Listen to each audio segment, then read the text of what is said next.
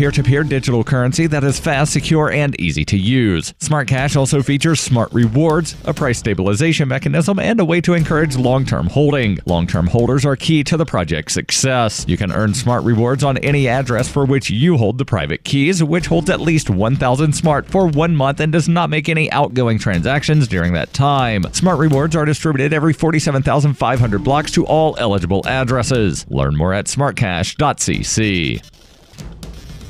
Reuters reports a retired U.S. Marine detained by Russia on spying charges was visiting Moscow for a wedding and is innocent, according to his family on Tuesday. Paul Whelan had been staying with a wedding party for a fellow Marine at the Metropole Hotel in Moscow, according to his brother David Whelan, who learned of the arrest on Monday. Whelan's family said in a statement released on Twitter on Tuesday, "His innocence is undoubted, and we trust that his rights will be respected." Russia's FSB State Security Service said the American had been detained on Friday, but it gave no details of the nature of his alleged espionage activities. Under Russian law, espionage can carry a prison sentence of between 10 to 20 years. A U.S. State Department representative said Russia had notified it that a U.S. citizen had been detained and it expected Moscow to provide consular access to see him. Without providing details of the identity of the American or the reasons behind the detention, the representative said Russia's obligations under the Vienna Convention require them to provide consular access. We have requested this access and expect Russian authorities to provide it. David Whelan declined to comment on his brother's work status at the time of his arrest and whether his brother lived in Novi, Michigan, as address records indicate. Borg Warner, a Michigan-based automotive parts supplier, said Whelan is the company's director of global security. He is responsible for overseeing security at our facilities in Auburn Hills, Michigan, and at other company locations around the world. Daniel Hoffman, a former CIA Moscow station chief, said it is possible, even likely, that Russian President Vladimir Putin ordered Whelan's arrest to set up an exchange for Maria Butina, the Russian citizen who pled guilty on December 13th to acting as an agent tasked with influencing U.S. conservative groups. In 2115 New England, there are no borders, no states, and no regulations, yet never has a more peaceful and prosperous place existed. Faced with the prospect of waning power, Mr. Drake intends to replace the anarchy of New England with a government. Anarchy in New England by Joe Jarvis is available from Amazon.com and all major bookstores. This has been FPP Radio News, online at fppradio.com. Shortly after accidentally clicking like on nearly 400 of his ex-girlfriend's Facebook photos earlier today, panicked area man Adam Nuensing spoke to Onion reporters about his mistake. Damn it, I was just looking at one of Rebecca's Instagram photos that showed up on my newsfeed, and the next thing I know, I just liked every single photo that she posted over the last 4 years.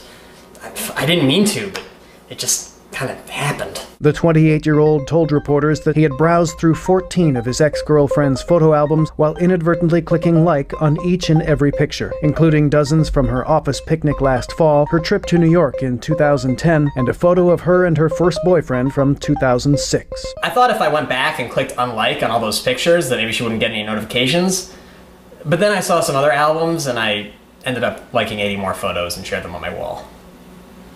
Shit. This is the Onion News Network.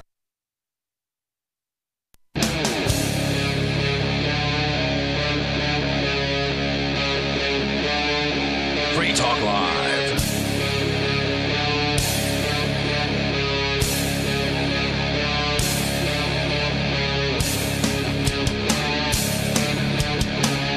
It is Free Talk Live. You can dial in. The toll-free number here is 855-450-FREE. That's 855-450-3733. We've also got the Discord on-air call-in line rooms over at discord.lrn.fm. And also joining you here in the studio tonight, it's Ian. Oh, Conan, try that one more time. Oh, and Conan. And Darryl. There we go. All right. So, of course, we'll talk to you about anything you want to discuss. On the way, Darryl, you've got a story that's about poor kids and rich kids and how life is apparently different for them in certain circumstances. We'll explain more about that coming up here in moments. But I wanted to open up with a kind of a bit of uplifting news. And here we are in the new year with yet another year of Free Talk Live, entering into what I think our 16th year of doing this show. We've been at this for a long time. And, it's always nice to see a little bit of good news, especially coming out of corporate America, because it's pretty rare that, corporations are going to do anything for the rights of the individuals who are their customers. Usually the corporations are going to sell you out. They're going to sell you down the river. If the government wants your information, they're going to give it to them. If the government wants them to jump through hoops, they're going to jump through the hoops. And most corporations are going to do that. Google does, Yahoo, Facebook. You name them. Apple. There's so many. Amazon. And they all have their issues. Yeah, they all have their issues, and they've all done some good things, right? Like Google and Apple did put some encryption on their phones, and they haven't handed over keys, and they are resisting the government's demands. So, there's always some areas where they get it right, and then there's some areas where they just totally bend over and do whatever it is the government wants them to do. I saw this headline just before Christmas. I put it in my show prep. We didn't have a chance to get to it, but it seems like a really good thing. Greyhound, the bus company. Do they still exist? Yeah, they still exist. I just saw them driving. Wow, you didn't know that Greyhound still existed? It's just one of those things they that. Serve as key. How small of a bubble do you live in? We lost our Greyhound, right? A long time ago.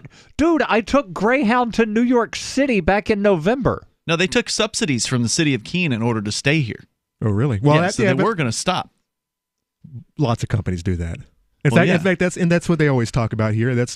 They'll have their meetings and be like, "Yeah, how do we get businesses to stay?" I know, we'll throw some money at them. Throw money at them. And that's the same way that's with the whole Amazon new warehouses that they were trying to set up. Mm-hmm. HQ2, where they wound up, instead of going into a single spot, they've split it between, I think it's Queens and just outside of D.C. Yeah, and I think they call that cronyism.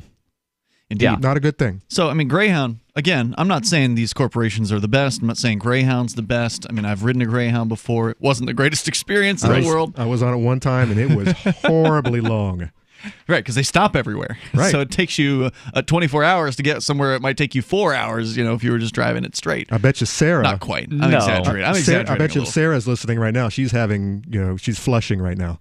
She's got to love the bus system. Yeah, I don't know if she takes Greyhound much. Maybe she's got nowhere to go. We'll ask her later on. I'm sure she'll call. She's the only reliable caller we have. Too reliable, as a matter of fact. Greyhound Lines, according to WashingtonPost.com, is expanding alerts to passengers about their rights. Should immigration agents board buses to demand identification and proof of citizenship? The information includes details on how to file civil rights complaints and ways to support a change to federal law about the warrantless stops. The advisories come amid holiday travel season as the country's largest motor coach operator and other carriers are facing an ongoing campaign by civil rights groups, labor unions, and Democratic lawmakers to push back against recent expanded checks by U.S. Customs and Border Protection officials. Greyhound has posted a guide as of December 13th on its website under Travel Info and a section titled Your Rights and Rules on Board. It also has posters with advice set to arrive in bus terminals nationwide, the company's spokesperson said. Now, to be fair, I haven't seen the posters. I don't know how good the advice is, but I'm happy to hear that at the very least they're trying to do something. The California woman who is a U.S. citizen has asked a California judge in Oakland to order Greyhound to stop allowing agents to board buses. And her lawyers praised the move by the company to get information to passengers. That lawsuit is proceeding. Quote, "We're pleased that Greyhound has taken a step in the right direction," said the attorney in question, Darren J. Robbins, whose firm represents Ms. Rocio Cordova and her claims on behalf of other passengers in California. The bus line's notice in English and Spanish advises customers on a law that allows federal officials to board without warrant any inner-city bus within 100 miles of any international border. The information under the header of U.S. CBP checks also advises passengers to contact Congress to change the law, a shift the company says it would like to see. The company advises riders that they have, quote, the right to remain silent. Now you've brought this whole story to us as a great thing on Greyhound's behalf. Yeah. Something that they've stepped up to the plate and done this for the customers, and I immediately am suspicious. Okay, why? You don't think that Greyhound is actually telling customers that they have a right to remain silent? I think that this is either anti-Trump on their part. They're just searching for something to do to throw it in Trump's face. Or it could be in response to all of the letters that the ACLU has sent them saying, stop just doing whatever Border Patrol tells you. Or they are trying to win customers, new customers, a new well, there's nothing wrong. And it's more likely to be not only win, but retain. Because if your customers are getting harassed by the cops and you're not doing anything about it, then why would anybody want to come back to your business? Yeah, I am not arguing that this is not a good thing on their part, this to win customers. But that some CEO of Greyhound sat down and says, "Hey, we gotta stand up for these customers." No, he wants to make money. Fine, that's fine. I am totally okay with that, and I am as well. Yeah, sounds like you're complaining that they're doing the right thing, but not for the right reasons. Yeah, correct. That is what I'm arguing. I think that this was done. So to hell with them. Everybody just boycott Greyhound because they're not doing what I want for the reason I want. Did I just say that?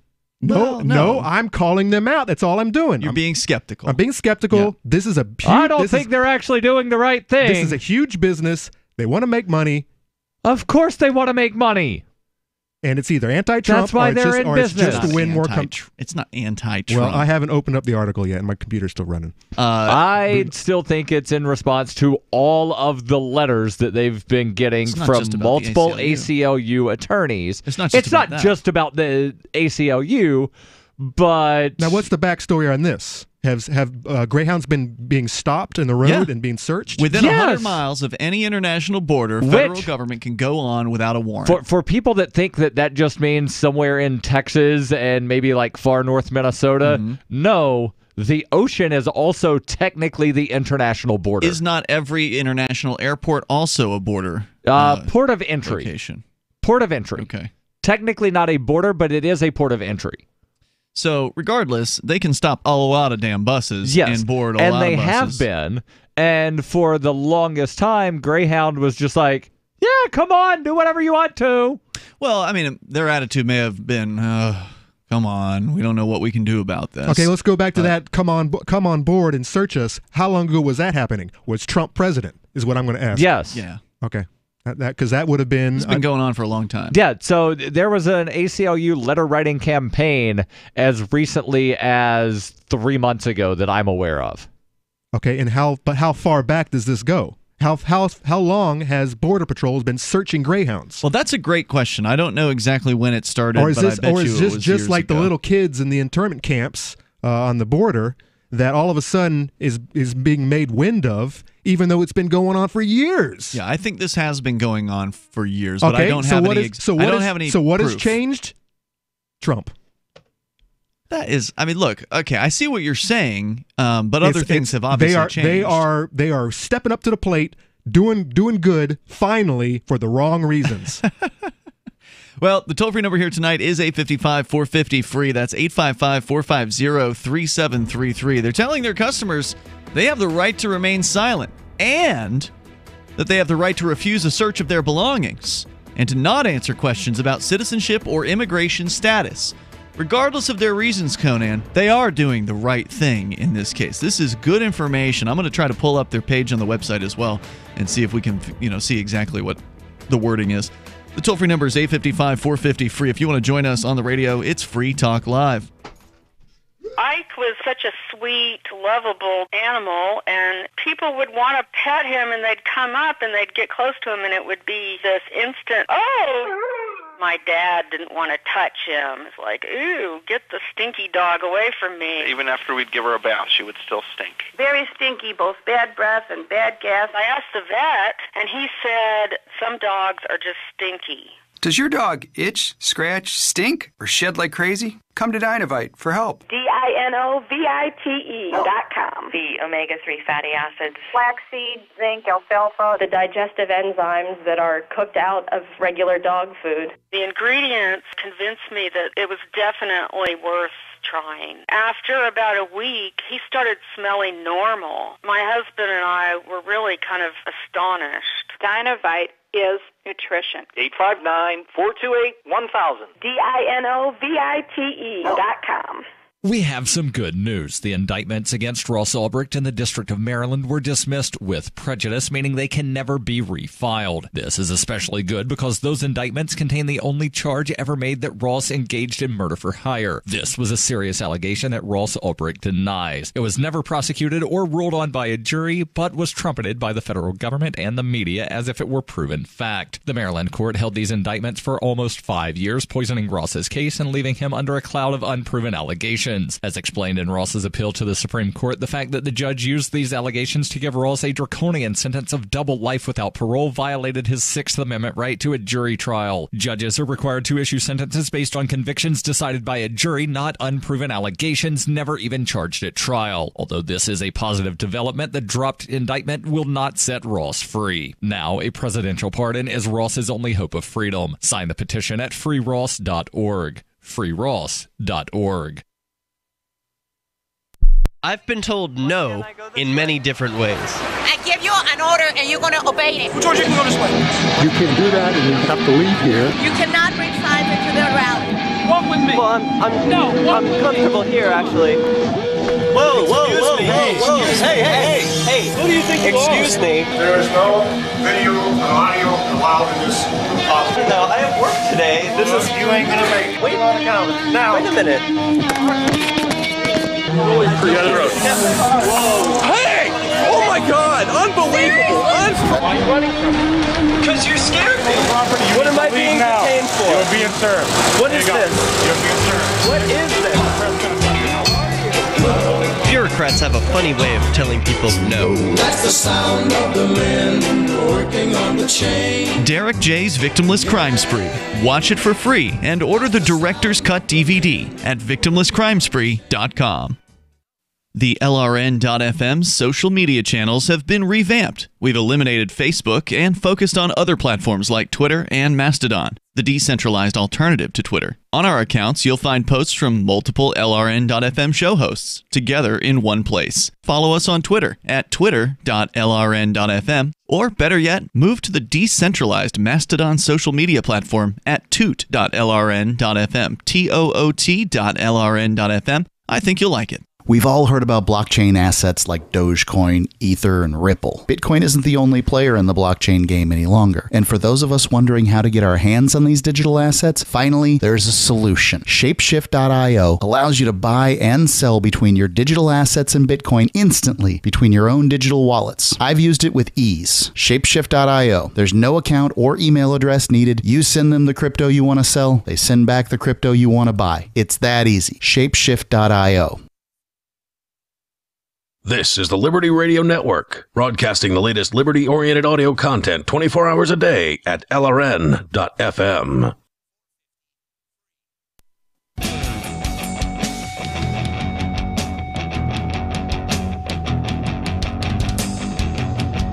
It's Free Talk Live. You dial toll-free here to bring up whatever's on your mind.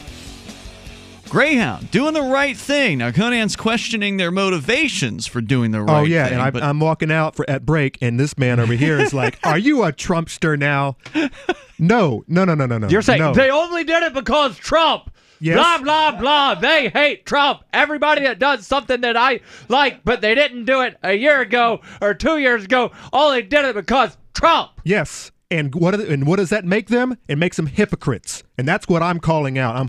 I'm calling out these hypocritical actions that they're taking only because they don't like the guy who's in office, who is a buffoon. I'm just gonna say it. He's a buffoon. I don't know how he got in there, except that the other one was worse. But now you have these wars that they've never talked about until the guy is talking about pulling troops out. And all of a sudden, you had the internment camps on the border with the little kids in it. It's been going on for years and years. It was going on during the Obama administration. Yep. Now you have this going on. Border Patrol stopping everybody and their sister's brother, including people who look white. We don't have an answer yet as to how long these bus searches have been going on. I suspect it's been going on a while. As do I, and I've pulled up the ACLU article from September. Okay, where it's part of their letter writing thing, and also saying we've been communicating with Greyhound, telling them that no, you are not, quote, required to cooperate with everything that Border Patrol does, which was the excuse given by Greyhound earlier in the year when this really sort of, came to light, thanks to people live streaming Border Patrol coming onto buses. But it says that back in January of 2018, Border Patrol agents boarded a Greyhound bus in Fort Lauderdale, Florida, demanding ID from all of the passengers. And somebody says, "Is this new?" ACLU says, "Unfortunately not." And then they talk about, Border Patrol having done this, but they don't say when this started. But it does say further down, again, this from September says that's why 6 months ago the ACLU wrote to Greyhound urging the company to exercise its rights. 10 of our affiliates took a clear stand, echoed by tens of thousands of ACLU supporters. Greyhound should protect their customers from racial profiling that characterizes Border Patrol's interrogations, and they should tell CPB that its agents need probable cause or a warrant to board a bus to protect Fourth Amendment guarantees. And they mention that there have been documentations out of Vermont, California, Washington, Arizona, and Michigan who have all experienced the Border Patrol boardings of buses. Article from the New York Times, November of 2011, says in the first paragraph, for years, Border Patrol agents have been boarding domestic trains and buses in upstate New York, often many miles from the Canadian border, inspecting passengers' IDs and arresting illegal immigrants. So this has been going on. According to this, there's a report that was based on 4 years of Border Patrol arrest data, so that's probably at least 4 years before 2011. So this may go back to the Bush administration. Yep. Is the way it looks. I recall 2006. And I don't remember exactly where we were when I took this bus going from Alabama to California, which if anybody is ever curious about wanting to do that, don't. It's like 50 hours, absolutely horrible. But somewhere in either Texas, New Mexico, or Arizona, at one of these stops, Border Patrol came on, and this was back in the late 90s. Wow. So I know that it happens and has been for a really long time, but I am curious if they've sort of ramped up how frequently they're doing it and where they're doing it. That wouldn't surprise me. And it also may be true, Conan, that maybe it was the Trump thing that spurred the ACLU to write these letters, that maybe those letters, or had that letter writing campaign, which then had the effect on Greyhound. Because if Greyhound starts to get it, if their customers are communicating with them like, we don't want to deal with this stuff anymore, this is really annoying, they're going to hopefully they're going to do something about this. So it may not have been a political decision on the part of Greyhound, but it certainly probably was on the part of the ACLU. And I know this because, Darryl, you and I, we've gone to the ACLU dinners here. They have a yearly awards dinner. They call the Bill of Rights Awards Dinner. And 6 years now, I think we've been to 6 of them. At least. This will be our 7th coming up this year. And you'll actually have a date, and I won't, so it won't look like we're dating anymore. So that'll be that'll be good. I don't know what people are thinking. It is the ACLU, so who knows? But they're ever since Trump took over, the ACLU has tripled its membership. Yeah, and they know what works, right? Pandering to the anti-Trump sentiment has brought in buku bucks for the ACLU. So I would say, yes, it probably was Trump that maybe spurred the ACLU into this particular action of notifying Greyhound. And I That's think my guess. Any business getting tens of thousands of letters. Is that how many there have been so far? Wow. It mentioned somewhere in here tens of thousands. Yeah, that's awesome. So, yeah, if you get that many, doesn't matter whether those letters are coming from customers or not. You just want the letters to stop at that point. You're like, what do I do? We want these letters to stop. What do I do? Yeah. We're paying people to open letters all day. They should be doing something else. Yeah. The company advises their riders. Now, I did pull up their actual website here over at Greyhound.com. This is under their help and info, travel info, your rights and rules on board, both English and Spanish versions. It says here, as a passenger on an intercity bus, you should know that federal officials may stop and board a bus within 100 miles of any border under federal law. You may be asked questions and or for documentation. If this happens, you have the following rights. You have the right to remain silent. When in doubt, do not answer questions about your citizenship or immigration status or sign any paperwork without the advice of a lawyer. If you have valid immigration documents, provide them. Never provide false documents. If you have the right to ask agents if you're being detained and why. You can refuse a search of your belongings by saying, I do not consent to a search. And finally, and one of the most important pieces of advice. I would like to see my lawyer. Nope. You have the right to record video of immigration agents, but do not interfere with their activities. Yep. So this is, I mean, with the exception of showing documents, because it's not clear whether you have to show documents. They're probably saying because at first, you have the right to, refuse not answer questions. Answer questions. Right. If you're going to show them documents, then show legal ones. Then don't show things that are fake. Okay. Yeah. If that's what they mean by that, then that makes sense. Otherwise, I got no gripes. I got no complaints. I think this is rock solid advice. I'm not an attorney, but I'm somebody who cares about rights. And I am surprised that the one thing that I mentioned when you said finally wasn't on there, asking to speak to an attorney. I will not answer any questions until I have a lawyer present. Well, they do mention that you should not sign any. They say don't answer questions or sign paperwork without the advice of a lawyer. So they do reference it there. But again, there's really nothing to object with here. I think this is well written. This is well, long standing. So apparently, the government has the right, according to this federal statute or whatever, to board the bus. Correct. But you don't have to talk to these guys just because they're standing in front of you asking you questions and, looking intimidating. Pull out that video camera and refuse to answer questions. And if you want to vocalize your refusal, because there was the Supreme Court case that says you probably have to, then just simply say, this is my suggestion here. I don't answer questions. Yep. I don't answer questions. Every time they ask you something back, just say that and say it on video. I want a lawyer. United States of Empire is a book that claims the United States is the empire of the world. George Washington had warned us against foreign wars. The United States of Empire shows that World Wars I and II left England broken. Its former colony, the U.S., had to save the empire. Was there ever a vote? Who do we fight for? The deep state began with World War I. The United States of Empire by James Dunn. Available at Amazon Books. Most of you know that heart disease is the #1 silent killer in the U.S. What if I told you for just $54.95 a month you could fight against heart disease naturally? At Heart and Body Extract, we've been helping thousands of people get back to a healthier heart. Don't just take my word for it. Check out all of the success stories at hbextract.com, or to order, call 866-295-5305. That's 866-295-5305. hbextract.com. Don't risk it when you can take charge of it.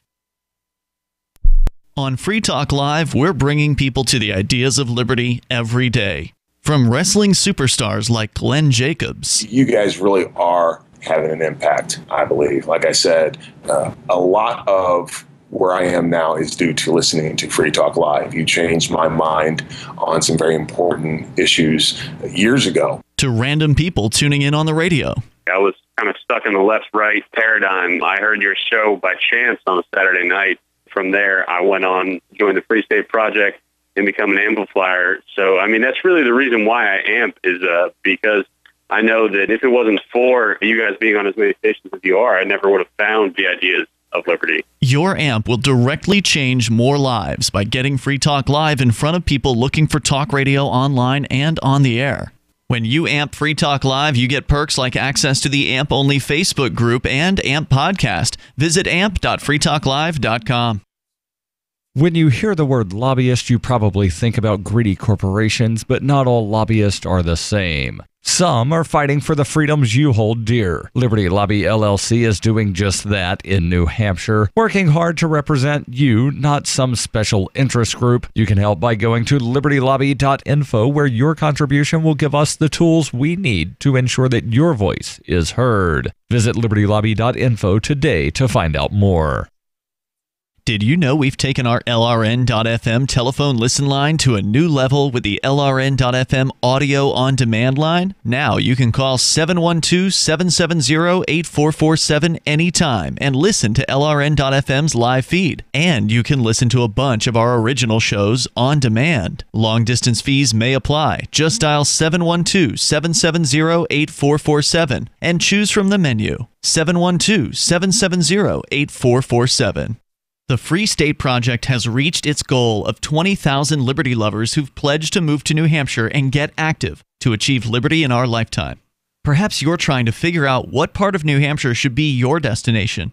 If so, consider Keene. You'll find more than 150 reasons to move to Keene at move.freekeene.com. Keene is famous for its historic, publicity-generating activism, as well as being the liberty media capital of the world. It's home to freekeene.com, New Hampshire's destination for liberty activism, news, and opinion. For years, we've been compiling over 150 reasons to move to Keene at move.freekeene.com, where you'll learn about some of what's happening here and what makes Keene a great place to live. If you love liberty, you'll probably enjoy anywhere you end up in the Shire. But do your due diligence first. Please visit move.freekeene.com for the full list of over 150 reasons to move to Keene. That's move.freekeene.com. You can sign up to receive the latest about the Liberty Radio Network via our email updates at updates.lrn.fm. That's updates.lrn.fm.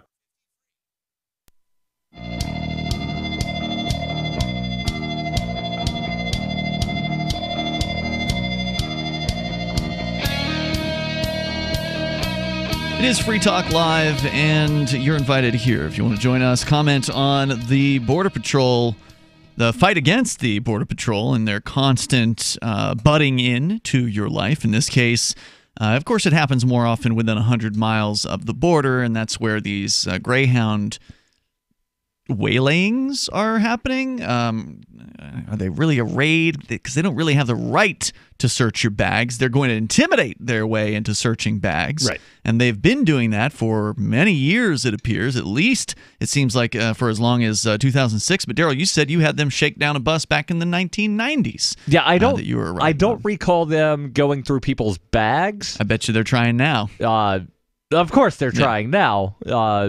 Again, it's been like 21, 22 years, so it's been a long time. Yeah. But I do recall they came on and, like everybody showed some kind of ID and you're an American.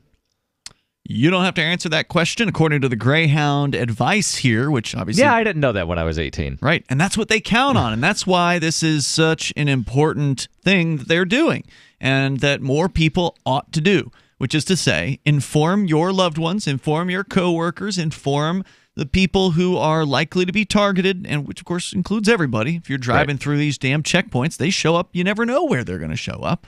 Right. We've had them here in New Hampshire. And again, the story here, the story from the ACLU, they mention a stop in Fort Lauderdale, Florida, not exactly, someplace that's real close to the Mexican border. Which most people, they think, this is only happening in El Paso. But the whole state of Florida is next to the border. It's just the water, right? Right. So the water is the border. Correct.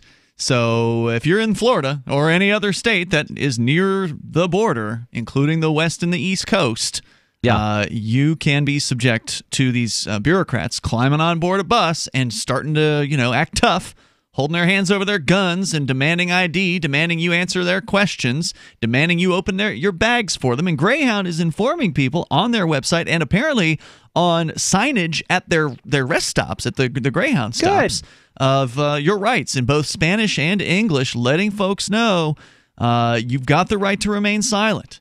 You have the right to ask agents if you're being detained and why. You can refuse a search of your belongings by saying, I don't consent to a search. This is some of the most important know your rights information that we've been expressing for years here on Free Talk Live. But we don't reach as many people as Greyhound does. They say you also have the right to record video. Again, this is one of those basic kind of cop block tactics of, hey, you need to get these people on the record. They hate video. Yes. They hate it. They hate it so much that they won't wear their body cams, or they'll turn their dash cam off because the video is powerful and they know it. You've got a story about that coming up here maybe in a moment, Conan. But did you ever see the video of the New Hampshire checkpoint that I made this summer? Negative, I did not. Yeah, so during Fork Fest, which, by the way, Fork Fest 2019 coming up this summer, but during Fork Fest, a group of us, like 5 of us, piled into a car and we drove down because we knew the checkpoint was about an hour and a half south. Maybe it was about an hour south of where Fork Fest was being held. It's in the northern part of New Hampshire. Fork Fest, by the way, a summertime camping, libertarian camping activity festival thing. Decentralized, nobody's in charge. So we get in there and we're loaded up with cameras, right? I got my nice camera. Another guy's got his cell phone camera. I got a dash cam. We got at least 3, 4, maybe even 5 cameras in this car. And so we roll up. They're stopping everybody, first and foremost. This ain't one of those things where they're just randomly stopping people or stopping every 3 cars or something. Yep. They're stopping absolutely everybody. So it takes a while to get up there. They're walking a dog down the aisle of cars, and they've already at this point stopped the local cops from showing up at these things. There was a court ruling in New Hampshire that said it's illegal for local cops to assist the Border Patrol with these operations, basically, because they're using it as an excuse to search people illegally. Right, and I think the specifics of the case were the local cops were using their dogs. Mm-hmm. And they did not have a warrant to use the dogs. No probable cause. No probable cause. Not even reasonable articulable suspicion. No, yeah, we're helping the feds because we're told that we're supposed to help the feds because supremacy clause. Yeah, so they spot the cameras as soon as we're, because we got them hanging out the window, right? And one of them yells about that at one point, and then when we finally get up to the guy who's asking the question of, are you a U.S. citizen? I say something like, well, I don't answer questions or something. I had some sort of answer like that. And then he was like, well, I'm going to need you to pull over here, and wants me to go over into secondary. And what they were doing, from what we heard from other folks who'd gone through this without the same level of accountability that we had, was that they would hold you there in the secondary until you basically answered the questions, until you broke, essentially. And that's entirely illegal. This is what the ACLU actually said in their Know Your Rights seminar about these situations. Is people told them this, and they're not supposed to do that. They're not supposed to be allowed to do that. But if they do it and no one calls them on it, then they get away with it. Right. In this case, the guy is like suggesting or telling me to go over here, and I'm asking like a clarification question of, well, are you asking me or are you ordering me to go over there? And he's like, I'm ordering you. And so I'm like, all right, well, and I start to move the car in slowly over there while objecting to what it was that he was doing. And his fat supervising officer waddles over in that direction. He's like, nope, move on, they got cameras, move on. And like, it was crystal clear what they were doing. They did not want any of this to be documented. They certainly didn't want to be, to have the secondary inspection, whatever that would end up being, documented. So it was like, you're done. Get out of here. And so it was over. It was over almost as fast as it had begun, because we had cameras and because we knew our rights. Right. And then somebody else who knew his rights but didn't have his camera running at the time, Libertarian congressional candidate Justin O'Donnell. He did have video. I thought he recorded the video after. No. Justin O'Donnell's he hit the video he got his video out first because it was a Facebook Live.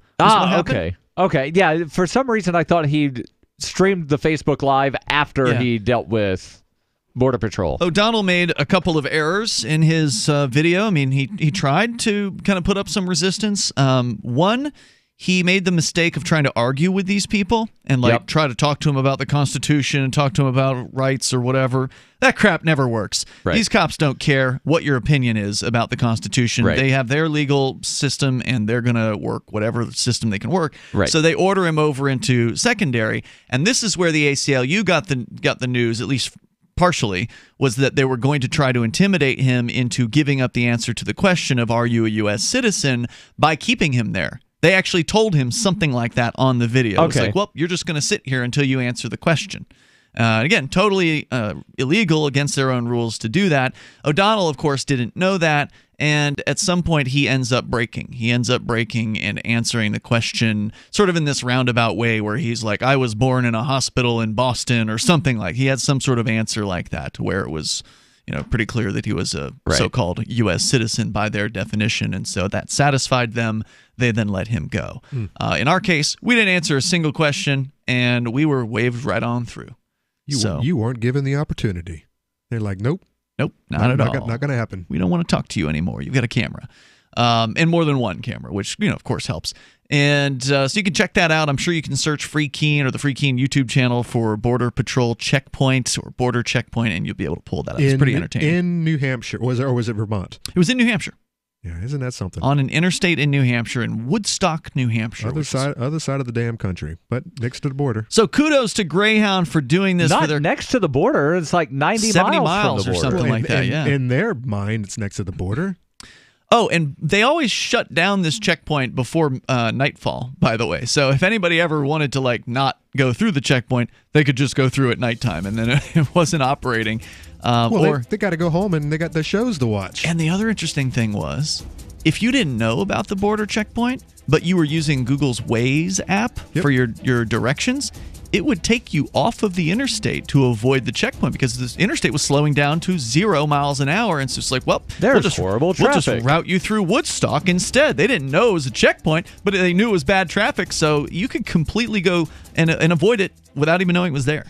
Does your dog itch, scratch, stink, or shed like crazy? Come to Dynavite for help. Order a 90-day supply of Dynavite. Dynavite for life. Pick up 2 tubes of Doggosuds. Get the 3rd tube free. Peppermint, tea tree, lavender, Doggosud shampoo. Made with all-natural coconut, jojoba, aloe. Great for healthy skin and soft, shiny coats. But no itchy, harsh chemicals. Lather up, rinse away. Try Doggosuds. Buy 2, get 1 free. At Dynavite.com. DINOVITE.com. Bitcoin.com is delighted to announce their latest partnership with the gift card specialists at eGifter. With many of the world's leading brands on their roster, it is now easier than ever to get the gift cards of your favorite brands with Bitcoin Cash. To get started, just follow these simple steps. Visit giftcards.bitcoin.com, pick the gift card you want, follow the instructions on your screen, and make your payment using your Bitcoin Cash wallet. Sit tight and your gift card will be delivered to you as soon as it's ready. That's giftcards.bitcoin.com. What's in store for your business this week at Staples?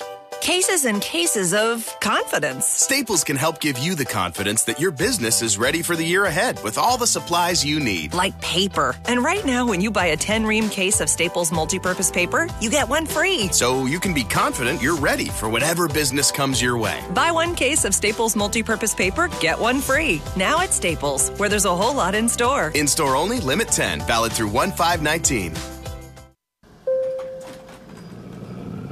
I can't believe it. That we're in an elevator with a puma? No, I can't believe how easy it was to save hundreds of dollars on my car insurance with Geico. Could you hit 7 for me? Okay, no need to. That's fine. I'm good. Believe it, Geico could save you 15% or more on car insurance. This is Michael Dean from the Freedom Fiends. I've run websites since 1996 and have used over a dozen web hosts in that time. AgristHosting.com is the only one that hasn't broken my heart. Agrist Hosting's uptime and service is stellar, and their DDoS mitigation is the best I've seen. That's important because if you tell the truth in this world, you'll ruffle feathers. And some people will try dirty tricks to silence your voice. No matter what the haters hit us with, Agrist Hosting keeps our websites online. If you have a mission-critical commercial presence or a world-changing activism site, you cannot tolerate any skullduggery. So go with agristhosting.com. Have a WordPress or blog site, but you're not satisfied with performance or uptime? Or just want raw hosting? Want to pay with Bitcoin? Agrist Hosting specializes in high-performance hosting with personalized service. Go to agristhosting.com and click on the button that says Get Hosted. That's agristhosting.com. If you want to know the latest about Free Talk Live before we go on the air, all you need to decide is how you want it delivered. It's your choice. Visit news.freetalklive.com. You can get emailed announcements and participate in contests via our email updates list. Plus, we have a Twitter account that you can follow and a Facebook page where you can become a fan. So visit news.freetalklive.com to get news about Free Talk Live as soon as it's announced and the way you want it delivered at news.freetalklive.com. That's news.freetalklive.com. Are you a cryptocurrency advocate? The Crypto Tip is the ideal outreach tool to help new people discover cryptocurrency. It's a printable business card-sized tip that you can give to service providers, preferably in addition to a good cash tip. When the server scans the QR code, it'll bring up an explanation of cryptocurrency, how to install a wallet, and allow them to claim the tip. If they don't claim the crypto, you get your tip refunded to you after a time period you specify. Plus, if they do claim the tip, you get an email alert. Create as many tips as you want at cryptotip.org. That's cryptotip.org. What's up next? Visit the Liberty Radio Network program guide to find out at shows.lrn.fm. That's shows.lrn.fm.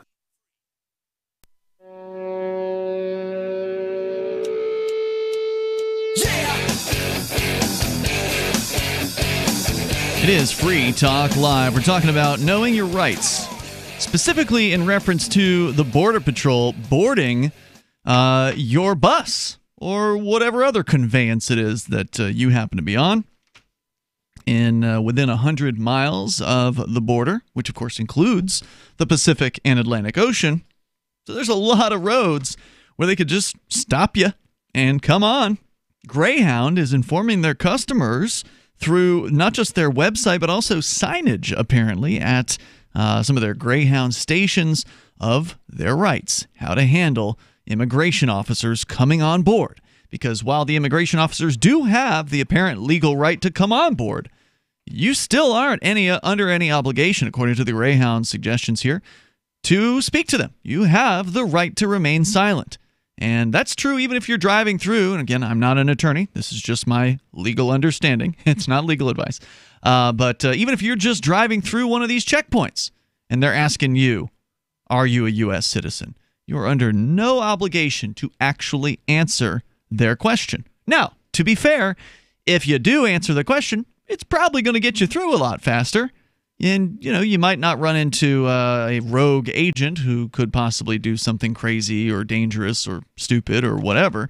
But if you answer these questions, it just encourages them. So I would like to encourage people out there to flex their rights and to actually refuse to go along to get along. Because I understand, I don't blame anybody for going along to get along. I really don't. But the fact is, individually, it seems like the right thing to do is just make it easy. Just answer the question. Just go on through. Make it short. You've got somewhere to be. All right? Everybody's got somewhere to be, most likely. But the problem is, in the aggregate, you are ultimately making things worse. By answering these questions, by cooperating with law enforcement on these. It's one thing to cooperate with law enforcement if they're investigating a murder or a rape or something. Fine. If you saw something, go ahead. Let them know what you saw. It might help them actually catch a real bad guy. I got no problem there. But if law enforcement is just trying to enforce these stupid laws where there's no victim, and to me there's no victim, there's no crime. Drug laws, prostitution, gambling investigations, people crossing borders investigations, humans going from one point to another peacefully, that's not a crime. And these people, these bureaucrats, do not deserve your assistance. And by the way, making them work for it, in this case, filming them, asking them questions, even if you have to go over there and sit in the angry man line. Yep. Same thing with victimless crimes. These fines and these penalties that they throw at you, speeding tickets, parking tickets. Don't pay them and take them to court and make them work for it. Now, it's easier for us to say that here. But I understand the argument that, now I've got to take a whole morning off of work. It can be worse than that, though, Conan. I understand that argument, and I'm not going to say you're wrong to say it, but if here in New Hampshire, it's a lot better than a lot of places. Because when we take a fine to court, when we take a ticket to court, there's no court cost for doing that. In Florida, where you and I actually both came from, I think, before we moved up here. We didn't know each other, but I had a friend of mine get caught for a DUI or something like that. And if he were to take that to trial, there would have been a court cost of around $300. It was actually more for a local violation than it was for a misdemeanor at the state level. The court costs were higher. It was insane. Whereas here in New Hampshire, if you want to take something to court, it's your right. There's no additional cost on top of that. There is a cost if you get found guilty. There's what they call it's essentially a fee on the fine. So there's like a 24%. I think it's penalty. They call it the penalty assessment fee. Yes, but that's only if you lose. And if you win, you still pay. If you win, there's no penalty assessment. Yeah, correct. But you just paid for court costs, or did you? Are you only pay court costs if you win? You don't pay anything. In New Hampshire, you don't have to pay Florida. court costs. No, in Florida. I think you have to pay the court costs if you win in Florida. There are some states, California, from what I have heard, you pay the fine in advance when you file the thing saying, I want to have a hearing. Yeah. And then if you're deemed not guilty, you get it back. Then you get the money back. I wasn't even aware of that. That is medieval. Yeah. That is straight up medieval. Yeah, and don't forget, in some places, when you go to jail, because like we can go to jail. Darryl, you've done this before. Yep. You sat off a fine in jail back when it was $50 a day. It's now $150 a day, thanks to the ACLU for doing that one. So here in New Hampshire, if you get a fine, if you lose the case, whatever the case is, and they say $1,000 fine, and you're like, well, I'll just go to jail then because I'm not going to pay you. Yeah. Then usually they'll be like, okay, we'll let you do community service instead. How about that? And if you really don't want to do the community service, because usually I'll just take the community service or whatever. Right. And in my case, I asked them for community service, and they denied that. That was very unusual, but yeah. So you went for a weekend or something. We think that you can pay this, and you just don't want to. You don't think, because I just got done with a vehicle inspection court case, lost. I asked for community service. Yeah, it was given. It was. She didn't even think about it. She's like, "Yeah, you can have community service." Yeah, it's all to the judge. You don't think that she thought I was going to judicial discretion. You don't think she thought I was going to ask for jail time if I didn't get community service? Did you? I don't know. I don't even remember how much. It was like $80 or something. She's pretty new, so I don't know what level of awareness she has of activist history in that particular courtroom. I'm sure she was briefed. But if you don't pay the fine, you can, in New Hampshire, you can sit it off in jail at $150 a day. So it's actually pretty quick. You're in for a few days. Most fines, you're out. But in other places, with no jacket and 40-degree jail cell. But there are other places where they charge you. They charge you for being in jail. Oh, daily. You were in jail for a day. Holy now owe us $75. Yep. And you were in jail for 2 days, you owe us $75 times 2. It's becoming more common. And so we've actually got it pretty good here in New Hampshire. So I would recommend, if you want to go all the way to the mat like we do, you should probably come to New Hampshire and join us. That way it's more of a burden on the same system. And because if more people did this, if more people did what Greyhound is talking about, if more people going through the immigration checkpoints, whether they be the mobile ones or the permanent installations that are inside the United States, if more people refuse to answer the question, if more people put video cameras, up to their window and recorded these interactions, refusing to answer any of their questions, these guys would be flummoxed. They would not know how to handle this. They might even give up if it were enough of a percentage of the population to where it was like, why are we even bothering? These people know their rights. But people don't know their rights. Not only do they not know their rights, but they're scared to death of actually exercising them. And I understand. There's the videos of cops dragging you out of your car. I don't think so many of them are afraid. I think that they're just complying because they're good little sheeples, and they don't see anything. Hey, I didn't do anything wrong. I'm going to comply. Well, or they think they're helping catch the immigrants or whatever, and they hate freedom. No, I think they think it's just normal. It's just, hey, yeah, this is what we do. Well, that's also part of the problem. We respect your authority, right? And we'll go get in the line. And it's just it's sad. Like you're right. People do think it's normal because they were brought up in government schools where police come in with dogs and walk around the whole, the classrooms, indoctrinated at a very young age to believe that this is the way that it's done. Yep, and don't question it. So that's why I'm grateful that Greyhound's doing this. Their spokesperson, Crystal Booker, said the website and posters arriving at terminals were issued to provide increased transparency and out of respect for customers' dignity, privacy, and safety. Booker says the changes followed open and honest conversations internally as well as with human rights groups, and we support changes to current legislation. She added that Greyhound is, quote, walking a difficult line between complying with the law and best serving its customers. For this reason, implementation of these actions have taken some time, unquote. The advisory on passenger protections includes telephone numbers for Greyhound customer assistance and the ACLU.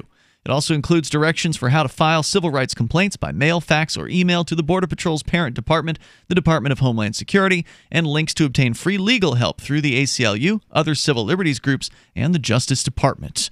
Quote, the use of race or ethnicity as a factor in conducting stop searches, inspections, and other law enforcement activities based on the erroneous assumption that a person of one race or ethnicity is more likely to commit a crime than a person of another race or ethnicity is illegal, said the carrier's notice, which is why they're stopping all cars. They don't want to be accused of only stopping the brown people that are driving. But I think it would be very interesting for a carload of brown people to go through one of these checkpoints, especially the one in New Hampshire, where everybody going through, where 99% of the cars going through are white people. Have a carload of brown folks with cameras do the same thing that we did and see if they get treated the same way, where they just get waved on through after the cameras get noticed. Right. Yeah. And by the way, do we have the results of that particular stop, of how many people they actually caught? Did they catch anybody, or is it just they never catch anybody? Or is it just like the DUI checkpoints where they never catch anything? I think there were like 2 or 3 people from Honduras that had expired visas,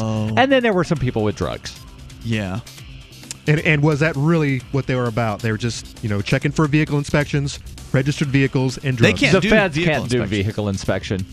Interesting. Yeah, so they can't enforce the local ordinances or the local statutes. There's more coming up here in moments about your freedoms and your rights on the bus and everywhere. Marijuana has unleashed a green gold rush across our nation. It's creating $10.8 billion in new wealth a year. And every day, it's transforming more and more Americans into millionaires. In an historic event, former Speaker of the House John Boehner reveals how you could become one of them. Join him online for the American Cannabis Summit. Attendance is 100% free, but space is limited. Join online at www.acs2018.com. This event is the first of its kind ever. John Boehner and an esteemed panel will reveal which cannabis stocks are primed to deliver life-changing windfalls in the weeks and months ahead. Plus, they will show you how to become a cannabis angel investor, backing the hottest startups before they potentially become worth billions of dollars. Join American Cannabis Summit online at acs2018.com. Attendance is free. That's acs2018.com. Did you know that Free Aid is a mutual aid, educational, and networking organization?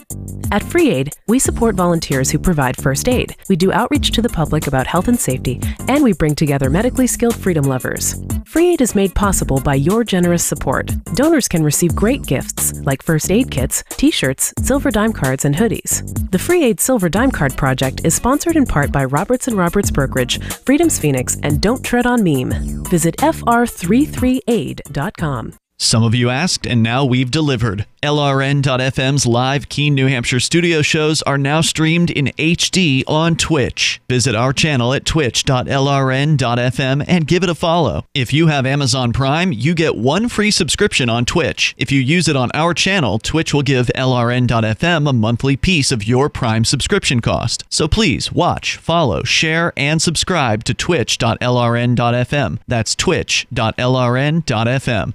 You're listening to the live edition of Free Talk Live. Hour number 2 is next after the news here on the Liberty Radio Network at LRN.FM.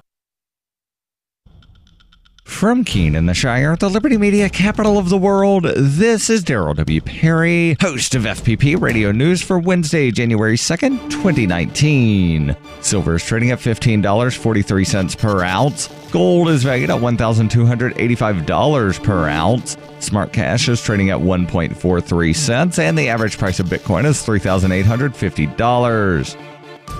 Antiwar.com reports President Trump's decision to slow the withdrawal of U.S. troops from Syria after initial reports that he planned for a rapid withdrawal are raising a lot of questions. These center heavily on how this apparently unilateral slowing of the pullout is reconciled with previous promises to closely coordinate with Turkey. The decision to withdraw, after all, came by all indications at the behest of the Turkish government, and at least in part as a way for the U.S. to avoid getting mixed up in an imminent Turkish war against Kurdish YPG, with whom they are embedded. But after the U.S. pullout went from a reported 30 days to around 4 months, people are asking if that means Turkey's timetable has slowed for attacking Manbij. If not, Manbij could be attacked by Turkey with U.S. forces inside the city and the Syrian army present to try to keep the invading Turks away. This results from the Kurds quickly allying with Syria's government after the pullout was announced. That could be even messier than the initial invasion envisioned. Even if the U.S. moves out of Manbij and other early targets for Turkey, the Syrian government's involvement in the defense of Kurdish territory means that the U.S. will risk the appearance that they are handing over the defense of the region to Syria. In reality, the U.S. has been comfortable with the Kurdish territory falling to Turkey and wanted to facilitate that with the pullout. Slowing that down and not even putting a definitive date on it beyond about 4 months greatly confuses the U.S. position. The U.S. is moving away from its alliance with the YPG, and keeping an estimated 2,000 troops embedded in YPG territory will be terribly awkward, particularly as the YPG continues to court new allies who aren't necessarily on good terms with the United States. Trump may have found slowing the process necessary in the face of angry opposition to the pullout from massive numbers of congressional hawks, yet it is forcing everyone to scramble to change plans to fit the still nebulous U.S. schedule, and the future of the U.S.-Turkey coordination is completely up in the air.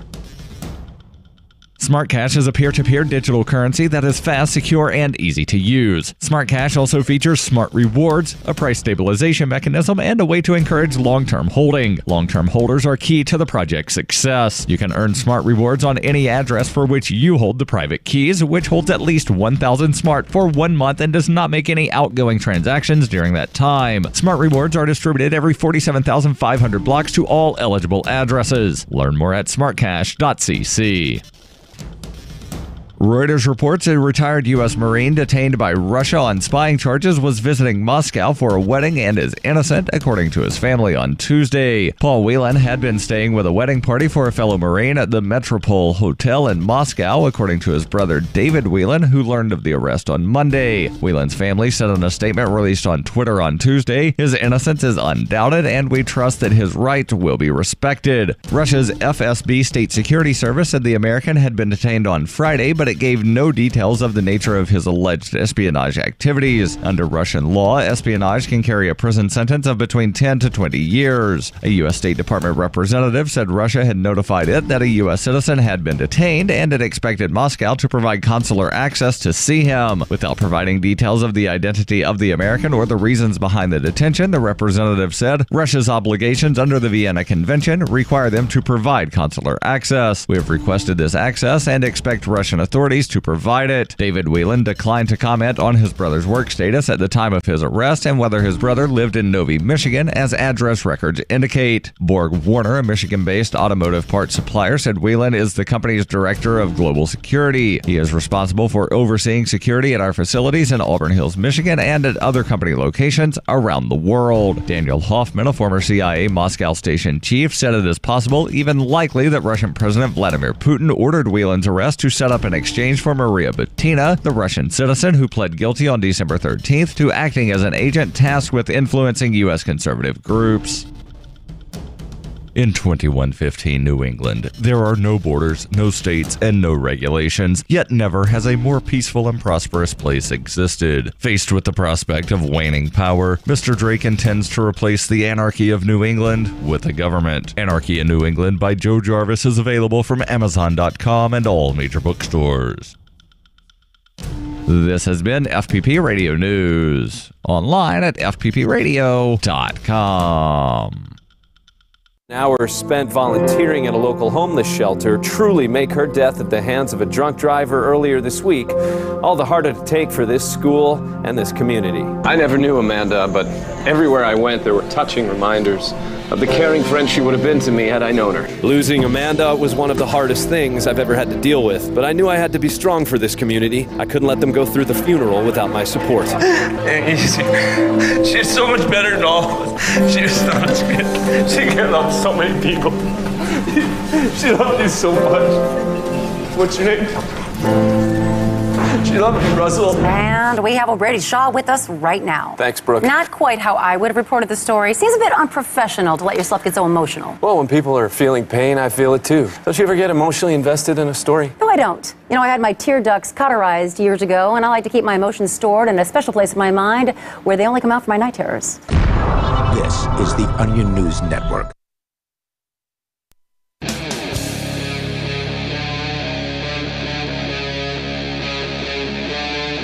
Free Talk Live. It's Free Talk Live. You can bring up anything that you want. If you're just tuning in, we've been talking about knowing and exercising your rights. It's an important thing. Otherwise, if you don't do that, well, men with guns are just going to take advantage of you. They're going to demand you do things that you're not legally obligated, even under their system, to do. Because if they tell you to jump and you jump, well, you did what they asked you to, or they told you to.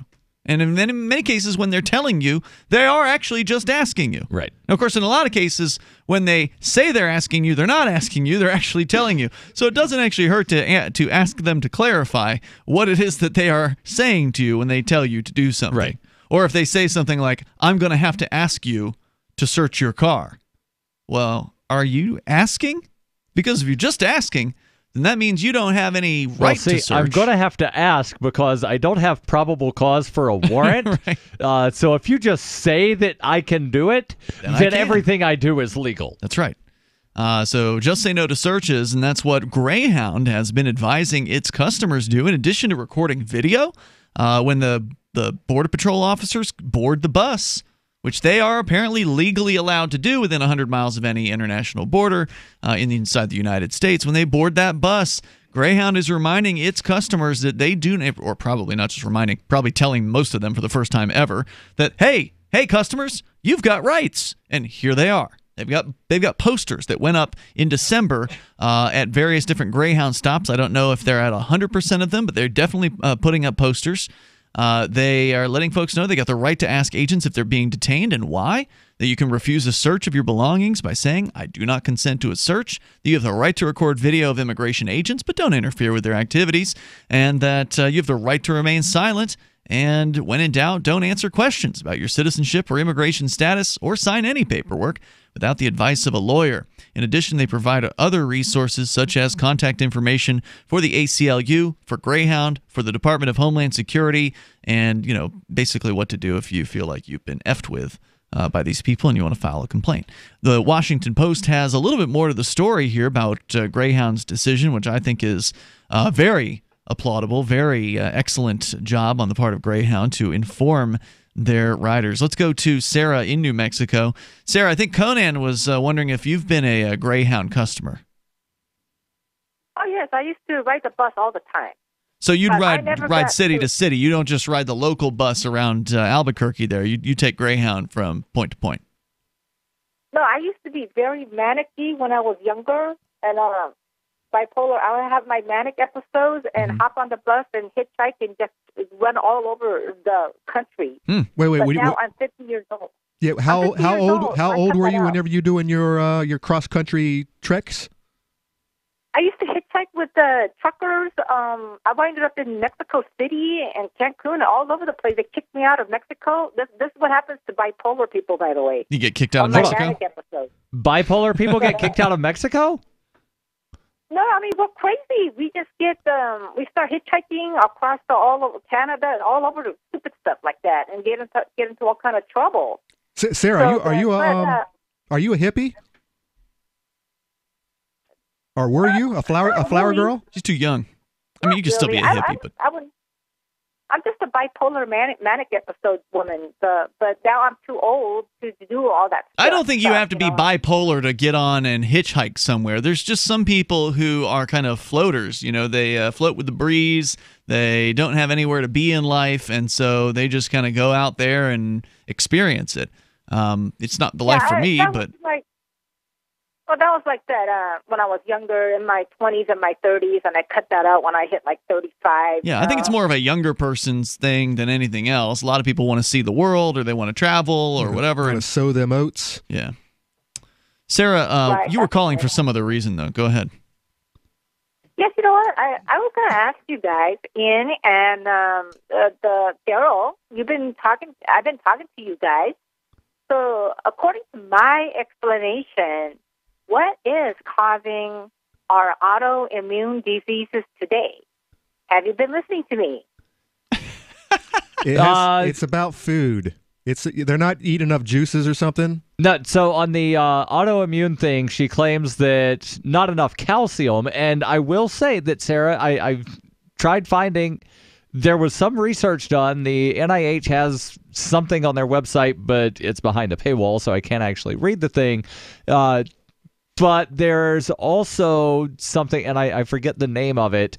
If you have too much calcium, then it causes other health problems. So there's a balance between enough calcium and too much calcium and not enough calcium. Okay, Darryl, you gave the wrong answer. Who's the first one? Who am I talking to? The first one? You got it more close. Conan. That's Conan. Because you're trying to sell some superfoods for us. and more Sarah, juices. I get all of your weird conspiracy call things confused. I know that there was one of the things you called in about one night saying that calcium causes tumors to go away. There was something else about the galactose thing, which Maybe is that's what just she's a different pitching type of sugar. You've got all kinds of weird things that you call in to talk about. Okay, so what's your answer? Have you been listening to anything have I been saying? I don't believe, just because I listen to you, Sarah, doesn't mean that I actually believe the things that you have to say. This is a new side of Sarah I've never heard before. I mean, she's quizzing us. She's quizzing us to find out if we pay attention to the weird, crazy things that she says. Some of them are related to fact, and other things absolutely not. Well, the thing is, Conan got it a little bit close. You're talking about some kind of juices, but you missed the galactose. There it is. There it is. She's got a product. It's the product she's trying to say. I remember this phone call for like a year ago. I don't think she was talking about that a year ago. The galactose thing's pretty new for her. That's within the last several months. I remember this many months ago. When did you find this company? Springtime. When did you find the company, Sarah? Find it. My friend Evelyn, she told me about it about 2.5 years ago. Oh, okay. Maybe you're right, Conan. But you know what? You pried the company name and website out of me, Ian. Yeah, but I forgot it already, so don't worry. I don't. Was that the Texas Superfood, or was that a different one? It was some other one. I'm sorry. Honestly, I don't remember it, Sarah. It was just for that moment. I wanted to go and look it up. So, what kind of foods are we supposed to be eating? Everything from that company that she's promoting. What kind of diet is it? Well, you know what, Ian, you failed my quiz. You didn't hear anything I said. You have no explanation to contradict. I was never good in school. I mean, I did all right, but I don't like it when people try to force knowledge on me. I explained to Darryl, I explained to Conan, he heard me something, and then I explained to you the last time I called when I gave the company name, and you have no explanation of saccharides. Saccharides, which surround outside of our cells, outside of the protein. Just a disclaimer, Sarah is not a doctor. What she's saying is not to be construed as medical advice, and she may not know what she's talking about. My explanation, claims by Sarah should be checked, whether it's true or not. Going online, you didn't hear anything I said, WebMD, and you don't believe it. Doesn't matter whether or any other internet site with more of a validity. You didn't understand any of my dynamic. So what happens is that the killer cell recognizes the healthy cell as defective cells because we're missing this galactose molecule. That was the or so you would have us believe. Are you reading that, Sarah, or is it something that you actually memorized? Did you memorize that, or did you read it off of like a sales sheet? No, I memorized it. Mhm. You picture a cell, okay? A cell. Why don't you with join the company? I mean, why don't you're pitching their products pretty hard? Why don't you join the company as a distributor and try to become a diamond distributor? You just have to find two who find two who find two who find two who find two. Because she can't call the radio and say, go to this website, because a lot of them have prohibitions against advertising. And somebody did post in the Shire forum. Oh, really? Galactose is a sugar found in milk. When combined with glucose, another sugar, it forms lactose. For diabetics, this may be bad as a supplement because it is sugar. You know, Sarah, the new craze these days when it comes to autoimmune diseases and whatnot, it's the carnivore diet. It's a meat-only diet. You got to get rid of all them vegetables. What do you think about that? The carnival diet? Thank you, Sarah, for the call tonight. There's more coming up here in moments. The carnival diet, is that where you eat midgets? And cotton candy. More coming up here in moments. You can I won't say how you would eat them. It's Free Talk Live. Do you operate a retail business and are looking for a solution for point-of-sale cryptocurrency acceptance? It's never been easier thanks to AnyPay.global. There's no paperwork or approval process to open an account. If you already have a tablet at your cash register, you're almost done. Just sign up at AnyPay.global. Drop your personal crypto wallet addresses in our setup page, and then load our app. That's it. You're accepting cryptocurrency like Bitcoin and Dash at your store. Get started now at AnyPay.global. That's AnyPay.global. You want to know the 37 items you must have to survive a crisis? Then I've got some good news for you. Former CIA officer and New York Times best-selling author Jason Hansen is now giving listeners a free copy of his book, The Escape Bag Blueprint, 37 Items You Must Have to Survive a Crisis. You can claim your copy at freeescapebook.com. Don't delay. Jason reveals the guns, knives, flashlights, and water filters that could save your life in an economic collapse or grid-down event. Get your free book today, freeescapebook.com. freeescapebook.com. Bitcoin.com is delighted to announce their latest partnership with the gift card specialists at eGifter. With many of the world's leading brands on their roster, it is now easier than ever to get the gift cards of your favorite brands with Bitcoin Cash. To get started, just follow these simple steps. Visit giftcards.bitcoin.com, pick the gift card you want, follow the instructions on your screen, and make your payment using your Bitcoin Cash wallet. Sit tight and your gift card will be delivered to you as soon as it's ready. That's giftcards.bitcoin.com. There are basically two types of advertising, direct response and branding. Radio's great for direct response with its low cost to listener ratio, but audio can't be beat for branding, which is a longer-term endeavor. You want to be the first thing that someone thinks of when they think about your product or service. If you have a local business that you want kept top of mind in your community, call the station. If you need national reach, Free Talk Live's got around 200 radio stations, millions of monthly listening sessions, can suit all budgets, and if we don't think we're right for you, we'll tell you. Email me, mark@freetalklive.com. We have some good news. The indictments against Ross Ulbricht in the District of Maryland were dismissed with prejudice, meaning they can never be refiled. This is especially good because those indictments contain the only charge ever made that Ross engaged in murder for hire. This was a serious allegation that Ross Ulbricht denies. It was never prosecuted or ruled on by a jury, but was trumpeted by the federal government and the media as if it were proven fact. The Maryland court held these indictments for almost 5 years, poisoning Ross's case and leaving him under a cloud of unproven allegations. As explained in Ross's appeal to the Supreme Court, the fact that the judge used these allegations to give Ross a draconian sentence of double life without parole violated his Sixth Amendment right to a jury trial. Judges are required to issue sentences based on convictions decided by a jury, not unproven allegations never even charged at trial. Although this is a positive development, the dropped indictment will not set Ross free. Now, a presidential pardon is Ross's only hope of freedom. Sign the petition at freeross.org. freeross.org. So you've heard all 3 hours of the latest episode of Free Talk Live, and you're still hungry for liberty-oriented audio content? Did you know that we have another 24/7 audio stream at LRN.FM? The Liberty Radio Network airs the latest episodes of some of the best liberty-oriented podcasts on the internet around the clock. In addition to recorded content, you'll also hear live shows like Free Talk Live, originating from our Keene, New Hampshire studio. So listen anytime at LRN.FM. That's LRN.FM. There are basically two types of advertising, direct response and branding. Radio's great for direct response with its low cost to listener ratio, but audio can't be beat for branding, which is a longer-term endeavor. You want to be the first thing that someone thinks of when they think about your product or service. If you have a local business that you want kept top of mind in your community, call the station. If you need national reach, Free Talk Live's got around 200 radio stations, millions of monthly listening sessions, can suit all budgets, and if we don't think we're right for you, we'll tell you. Email me, mark@freetalklive.com. Join the LRN.FM Discord for live chat 24/7 at discord.lrn.fm. That's discord.lrn.fm.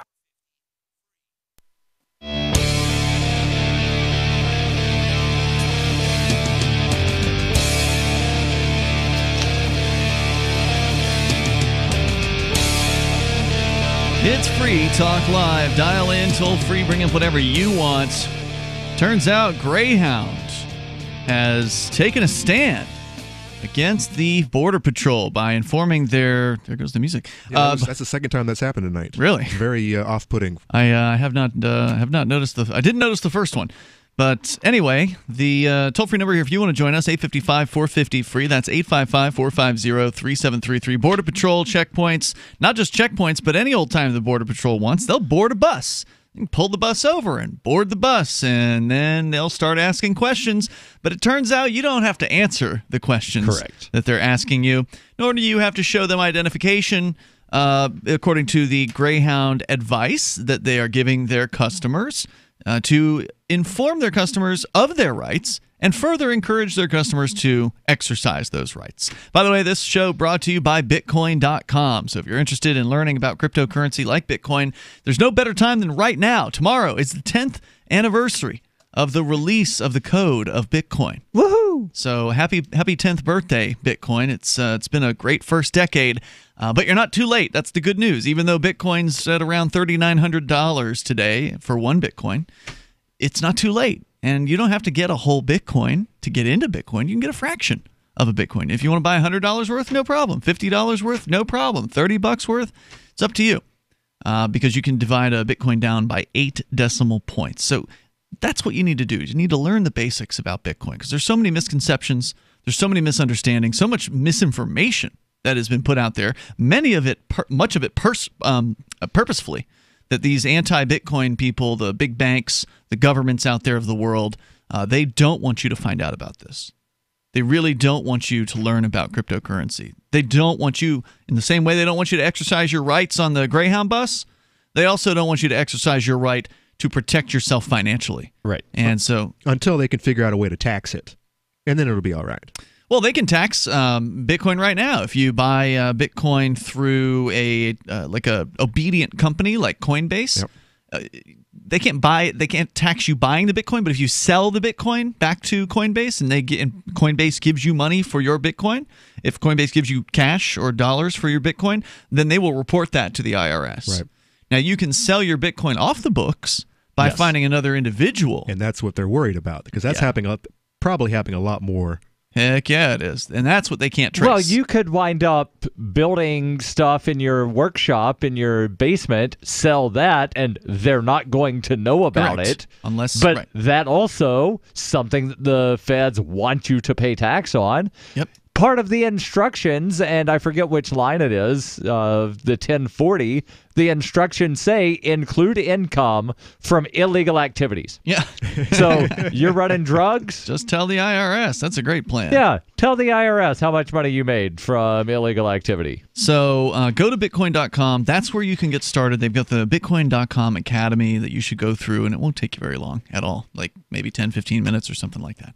Once again, Bitcoin.com. Get started there. As we continue here, according to Greyhound, they're saying that they've been trying to do a little balancing act here. They don't want to put their customers at risk, but they also have to obey the law. So they're now just informing their customers of what the law is and what their rights are under those laws. And they've done a good job of it. They've put up posters in a lot of their sort of Know Your Rights posters in a lot of their Greyhound bus stations. They've got notices up on their website, including contact information for the ACLU and other civil rights groups. They said in an October statement that it understood customers' concerns about Border Patrol practices, adding that while they neither coordinate with nor support the action of Border Patrol, they do intend to comply with federal law, which, of course, they have to do. Otherwise, they're going to get arrested. But, quote, CPB officers do not ask permission to board our buses. We do not want to put our driver's safety or the safety of our passengers at risk by attempting to stop the federal agents from conducting checks, the company had said. In a lawsuit, one woman says she was traveling from San Diego to Phoenix by Greyhound in November of 2017 when her bus was pulled over on a highway to allow federal border officers to interrogate passengers. She asserted that Greyhound violated state consumer protection law, which bars unfair and unlawful business practices by allegedly consenting to racial profiling by law enforcement officers. She said she also suffered economic injury from delays, the lawsuit says. In addition to targeting Greyhound, whose 1,600 vehicles move 17 million passengers a year in the United States, Canada, and Mexico, critics of the boarding by the Border Patrol have also conveyed objections to Amtrak and other bus companies. In November, Motel 6 agreed to pay up to $8.9 million to settle a class-action lawsuit in federal court that alleged employees at 2 Phoenix properties provided the personal information of several Latino guests to immigration officials without a warrant, leading to the guests being detained. The Border Patrol, part of the Customs and Border Protection Agency, said its practice of targeting bus station and other transportation hubs for human smuggling and drug trafficking is decades old. Although the frequency and intensity of the checks has increased, they say, in response to rising threats. Critics of the stop say Greyhound has a history of upholding its customers' civil rights, serving most famously as the vehicle for the Freedom Riders, who in 1961 traveled on Greyhound buses to challenge racial segregation in public transit in the South. That's the story from the Washington Post. So not the first time, apparently, that Greyhound has gotten a little bit involved in political things. But this is, I'm sorry, great news. Good for Greyhound. It's not going to make me want to ride on Greyhound, but it does make me feel a lot better knowing that they're informing their customers of their rights. As one of the largest transportation companies in the United States, 17 million people served by Greyhound here, according to the article, per year across North America. And that's pretty impressive. That means that's a lot of people that are going to be getting this information about their rights. Now, whether or not they're going to actually exercise them is a whole other question, because that is a huge hurdle right there. You can know your rights. Getting more than a few people to actually step up to this. When you got a man with a gun backed up by another man with a gun, backed up by a man with a barking dog that are hovering over you and looming into your space and trying to tell you to do things, it can be pretty intimidating, and it can be hard to exercise those rights, to say, I don't answer questions, right? To pull out the camera. Because there are, if you've paid attention over the years, and we have here on Free Talk Live, there are the rogue officers who just don't care that you've got a camera. They're going to slap it out of your hand. Right. Or they're going to break the window in your car and pull you through it. Or they'll shout at you, I'm going to say I thought it was a gun. As they shoot you to death. Because remember that there was the cop block guy from Ohio was filming, and the cop says, if you don't put that away, I'm going to say I thought it was a gun. Right. And that means he's going to shoot you and then later say that because you'll be dead and he'll be explaining why he shot you to death. Yeah. Speaking of being shot to death, Conan, you've got a related story. A very sad story out of Indiana. Happened last Friday night, a couple days after Christmas. Linden, Indiana. Indiana State Police on Wednesday were holding back on releasing the name of a Lafayette-based state trooper who shot and killed a Linden business owner that family members say was working on his daughter's car on the side of US 231 on Friday evening. This comes from the from Journal and Courier. Wait, this guy wasn't a wanted murderer. He had a little run-in with the law a couple years ago, but no. All right, we'll talk about it coming up here in moments. 855 450 free. What's the cop have to say for himself? Well, you might be able to guess, but we'll share with you coming up. Free Talk Live. At WolfHillAmmo.com, we love shotguns. We offer the best specialty shotgun ammo on the market, including our defensive combo packs for home and retreat. Our less lethal combo is good for animal control, the 4-legged kind and 2-legged. When lethal force is necessary, reach for our Stop 'em, Drop 'em, or our home defense combos. These 5-round packs include different heavy hitters to protect your loved ones. Visit WolfHillAmmo.com to see our great prices on these combo packs and other specialty shotgun ammo rounds. WolfHillAmmo.com. Complement your health with hemp-derived cannabinoid oil. We've always believed that the closer to Earth, the better it is for our bodies. Our hemp-derived cannabinoid oil is phytocannabinoid rich, full spectrum, and organically grown. Finally, hemp made easy, clean, and effective. GCNhemp.com or call 877-878-4203. That's right, we cut through the red tape. It's now available at GCNhemp.com or call 877-878-4203. Is spreading the message of liberty, cryptocurrency, and peace around the globe worth $2 per month to you? As you may already know, in addition to our internet feed, LRN.FM broadcasts on free-to-air satellite across North and Central America, as well as Sub-Saharan Africa. And we've been available on satellite for free 24/7 since 2010. The LRN.FM free-to-air satellite signal is reaching some of the most oppressive regimes in the world, and there's no doubt our ideas are making an impact. You can learn more about the channel's impact by watching the 3-minute video at fund.lrn.fm. If you'd like to help free minds globally with our ideas of liberty, cryptocurrency, and peace, you can donate as little as $2 per month via fund.lrn.fm. You can help us continue and expand our satellite broadcast to multiple continents. Visit fund.lrn.fm today, and thank you for your help. Don't forget to share the link on social media. That's fund.lrn.fm. This Your Family Today tip is brought to you by Lil Drums. Every bit as fun as a full-size Nestle drumstick cone, and definitely cuter. Visit us at drumstick.com.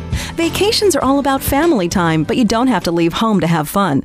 Take 1 weekend a month and devote it to family activities. Pull out the board games and puzzles, serve up some treats, or have a picnic. Even without leaving home, you'll feel like you've really had some time away.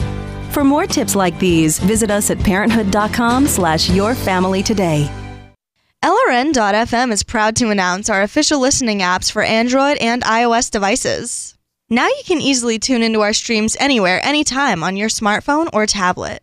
Just visit apps.lrn.fm or search for LRN.FM in the Android or Apple app stores.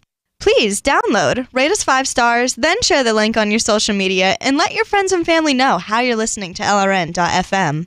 Download it now, free at apps.lrn.fm. Last night's Victoria's Secret fashion show was a true ratings winner, particularly with men who don't know that actual pornography exists. The angels' feather costumes and silk nightgowns were a hit with 30 to 35-year-old male viewers who had no idea that nude images of all the models are easily accessible on the internet. And the show did equally well with 10 to 12-and-a-half-year-old boys who are going to have their minds blown when they finally get around their parents' internet blockers. CBS executives are touting the broadcast as breakthrough programming for people who are excited by the tops of boobs.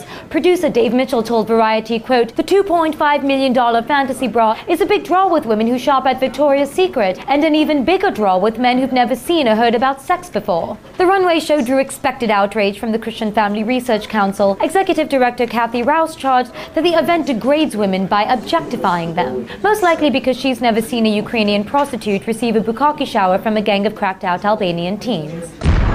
This is the Onion News Network. You're listening to the best liberty-oriented audio streamed around the clock, on the air and online. This is the Liberty Radio Network at LRN.FM.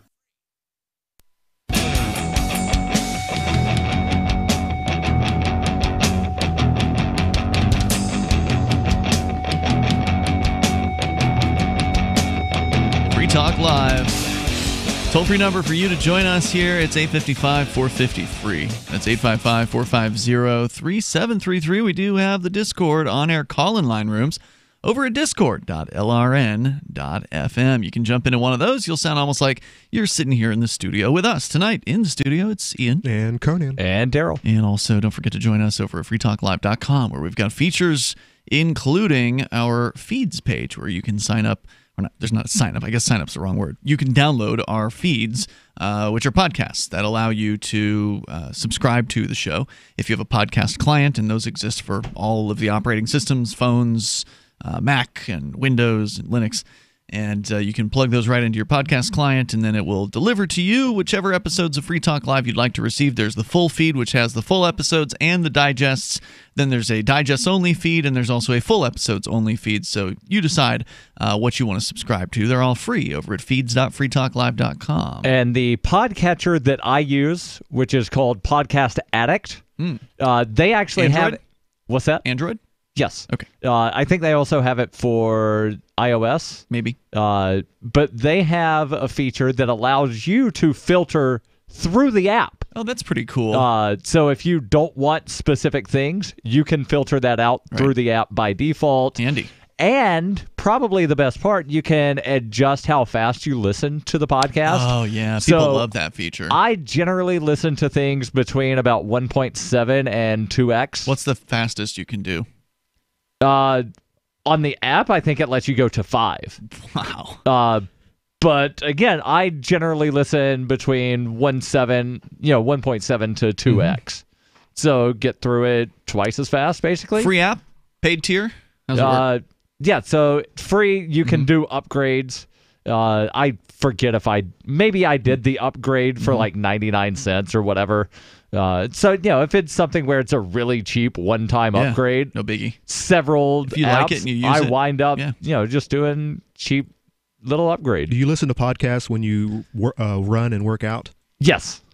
I'm wondering if that would be a neat strategy to actually to rev up the podcast and actually increase your pace. You mean turning up the speed? Yeah, if that actually works. I don't know. I know that the idea is you get more in a less time, so you can finish a 2-hour episode in an hour and a half or something like that. Well, I know. I'm saying just listening to an hour. Just listen to the cadence of someone's talk of their speech would actually increase your pace. It could. I don't know. You should try it. You should come back and report. So we're talking about, but then he'd have to listen at like normal pace, and who wants to do that? Because then it takes twice as long. Are there any podcasts that you refuse to listen to fast and only at the regular speed because of the importance of what you're listening to, or just because it's a good program and you want to? It has nothing to do with importance. You want to digest. So there are certain podcasts that, based on like the way the hosts speak, I will listen to a little bit slower just to make sure that I can actually wind up, hearing everything. But no, there's nothing where I'm like, I'm listening to this at regular speed. There are a couple of the podcasts that I listen to where the podcasters also have YouTube content, and every now and then I'll click on one of the YouTube things, and it just sounds like they're talking so slowly. Wow. Yeah. Well, I listen to a lot of radio, a lot of podcasts, and something I never do is rev up the speed. I just really I don't. I could probably get a hell of a lot more accomplished too if I was to do so. But I'm just. It's kind of like me when I watch television. When I watch foreign films, I always watch in the original language, and I will. You don't do dub. I will not dubbed. do dubbed. Mm-hmm. And if it's a good anime that I like that comes on, it's dubbed. It's like, nope, that's it. Stop. I'm a purist in that sense, and I just but to give Hollywood credit, they're getting better with their dubbing. But some of them, I mean, back in the day, it was oh my god, it's horrible. The voice actors they chose, they don't match the characters. And it's the same thing with revving up the speed. It just changes the flavor, and it's just I can't get into it. I don't listen to podcasts just because I don't do that, but I make them. I don't listen to them. But I have experimented with that, and I can tolerate a certain amount of it, but I don't want to go too far. I don't want it to sound like I'm listening to the Chipmunks or something like that. The whatever they have in the software that speeds it up, it doesn't change the pitch. Yeah. So it doesn't wind up making them sound like chipmunks. Okay, but it still, just changes. If it's too fast, it's like it seems too much like that to me. Yeah. But I've done it on YouTube. So now the YouTube app doesn't let you do it on the phone, because on the regular site, don't they have a speed adjustment on videos? YouTube, you go into settings and you have all kinds of options. Yeah, I think you can do up to 2x on YouTube. Yeah, you can even slow it down. I know too. that you can go a little faster, but on YouTube it's like 1.25, 1.5, 1.75, 2. With the app that I use, I could set it at 1.2, 1.3. If 1.4 is too fast, right. All right, 1.3. And which app was it that you liked? Podcast Addict. There you go. So Conan, you were telling us about a business owner shot to death on the side of the road for trying to fix somebody's car. Yeah, sad story out of Indiana. Happened last Friday night. Continuing on, a state police investigation continued 5 days after the shooting. Where's the story from? I'm sorry. This is from the Journal and Courier. I believe it is a news station. It might also be a newspaper, but the 5 days ago after the shooting, which the trooper reported, happened after Glenn Wrightsell, age 56, a masonry worker from Linden, reached for a gun at his waist. Sergeant Kim Riley and Indiana State Police Public Information said Wednesday morning. That was this morning. I know they're wanting to get it done as soon as possible, Riley said. He said the name of the trooper could be released by the end of today or by Thursday. As of 5:45 p.m. Wednesday this afternoon, that has not yet happened. So we're still waiting for the name of the trooper, who, of course, like you mentioned, is on administrative leave. Paid? It doesn't signify that in this article. Probably, unless they say it's unpaid, it's paid. Continuing on from Riley, we also want to make sure we cover our bases and that we investigate the case to its fullest extent before we turn over to the prosecutor, because we don't want to have something come up later that we found out we missed. Riley. Who are they going to prosecute here? The guy's dead, and the cop has no witnesses. Yeah, and this happens. Why is this always the case? When Joe Blow suicides himself or whatever, you find out all the information that evening on the news. But they hold back. But when it's a cop, they're protected. Even right here in our town, sometimes there was protect their buddies. There was one shooting on Church Street or something last year, and we didn't find out any information for like a month. It's like, and it's we still don't know how that police chief ended up dead. No, there was the one decent police chief Keene has had the entire time I've been here ended up ostensibly committing suicide. I think that, but we don't know. And I think the reason we don't know is because it had something to do with either opium or something embarrassing that they just don't want to get out there, because it must be if he committed suicide. That's probably why. It will lessen the authority, the impact of law enforcement, and we won't. Right. If he had a heart attack, why wouldn't they release that? Right? Like, that's nothing to be embarrassed about. I think that they would have released it. Right. That's what I'm saying. Attack. Right. So, I mean, he was in his 40s. It can happen. My dad had one when he was in his 40s. So he could have had a heart attack and passed away in his home, but they just say they found him in his home. Didn't say why, and they never came out with the information as to what the whatever medical assessment that they did, whatever autopsy or toxicology or any of that stuff. That would be an interesting thing to look into. I just haven't spent any time. Yeah, well, sadly there are only listening to the locals here in the area. There are only a few people who are actually on board with that. That's something. He's a public figure of trying to find out. You mean a public figure that and his salary was paid through us, and we have every right to know how he died. Yeah. If I was found hanging in my closet, you better believe they would tell exactly what was in my system and who my friends were and what I was doing before it happened. What your browser history was. They would release all that information, but someone as big a figure as the chief of police that died a year ago, no information on him, and it's sad. We got more coming up here about this shooting, the one in Indiana. On the way here, 855-450-FREE, 855-450-3733, Free Talk Live. Bitcoin.com is delighted to announce their latest partnership with the gift card specialists at eGifter. With many of the world's leading brands on their roster, it is now easier than ever to get the gift cards of your favorite brands with Bitcoin Cash. To get started, just follow these simple steps. Visit giftcards.bitcoin.com, pick the gift card you want, follow the instructions on your screen, and make your payment using your Bitcoin Cash wallet. Sit tight and your gift card will be delivered to you as soon as it's ready. That's giftcards.bitcoin.com.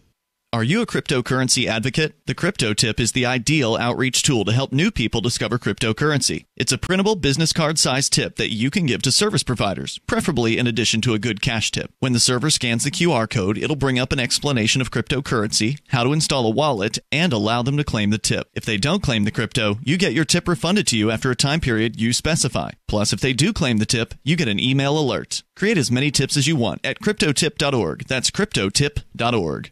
Hunters, anglers, campers, and survivalists. Get back to nature. Expand your horizons with the highest quality, most versatile, unique slingshots and sling bows on the market at slingbow.com. Sling bow products are compact and models start from just $17.98. They're perfect for your bug out bag or storing in your vehicle. Give yourself and your loved ones the excitement and tradition of sling bow. A new frontier in archery and truly modern twist on this primitive survival tool. Feel the thrill only at slingbow.com.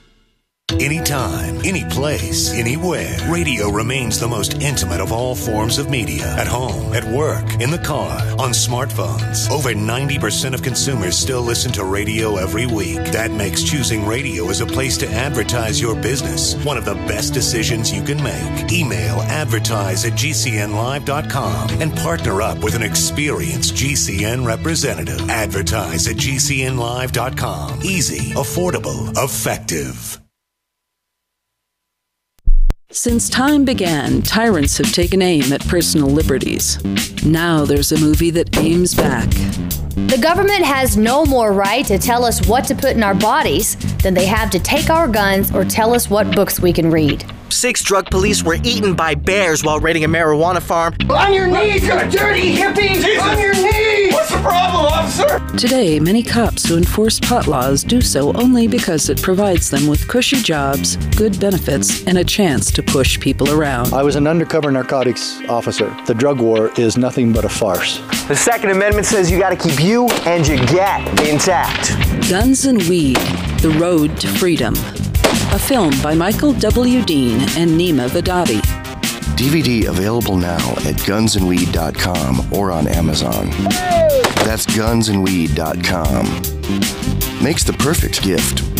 Remember, that's gunsandweed.com. There are lots of ways to listen to Free Talk Live. Our podcast has been around since podcasts began, and now the FTL feed is loaded with content besides our full show archives. Did you know that we make it easy for you to customize your podcast subscriptions? We have different feeds, one that includes only our full shows, one with just the Daily Digest, and one with just the Edgington Post. You decide what you listen to. It's quick and easy to customize your feeds at feeds.freetalklive.com. That's feeds.freetalklive.com. What do you shop for that you could otherwise buy at Amazon? Pretty much everything, right? Amazon has competitive pricing and they deliver, and that's a big plus. If you could plan ahead in your shopping, would you be interested in saving up to 33%? There's a catch. You have to do your shopping in Bitcoin. But imagine those savings. It's like a huge raise. All you have to do is go to saveitpurse.com. We've saved thousands, and you can too. Plan ahead and save. Saveitpurse.com. Do you love Twitter? Make sure you favorite the LRN.FM Twitter account so you can receive our tweets at twitter.lrn.fm. That's twitter.lrn.fm.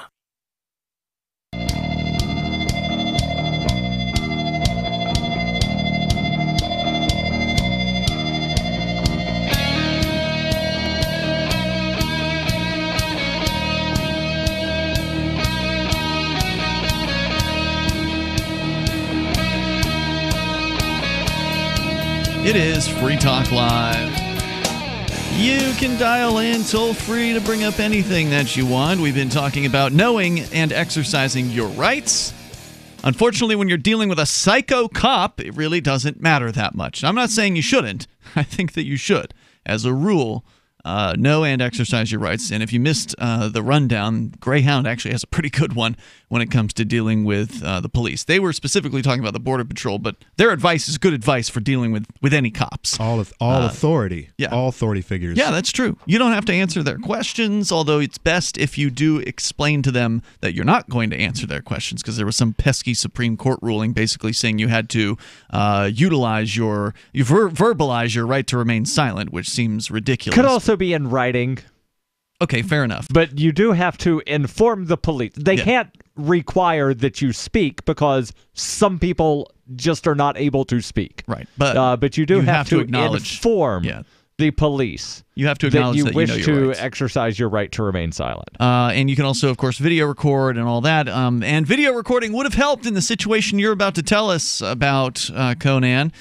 where a man was on the side of the road in Indiana, just minding his own business, trying to get a car back up and running so he can get it off the highway. But he was also open carrying. He was open carrying, and that's not disputed. But what is maybe disputed is whether or not he went for his gun, which is what the cop is claiming. I have such a hard time believing that, considering how many open carry people I know. This is a business owner we too. We know I grew up with lots of firearms. My dad open carried for a long time, and one of the first things he told me was like, "This is what you do when you encounter a police officer and you are opening or concealing carrying. There are rules. You let the guy know in a very tactful way so that you don't get shot." Mm-hmm. And I'm sure that this guy, he sounds like age 56. He's in Indiana. He's a Mason. He sounds like he's probably been carrying for a long time. Yeah. I'm thinking he knew the rules. He's at the very least somebody who's on the up and up. I mean, he's a business owner. He's a Mason.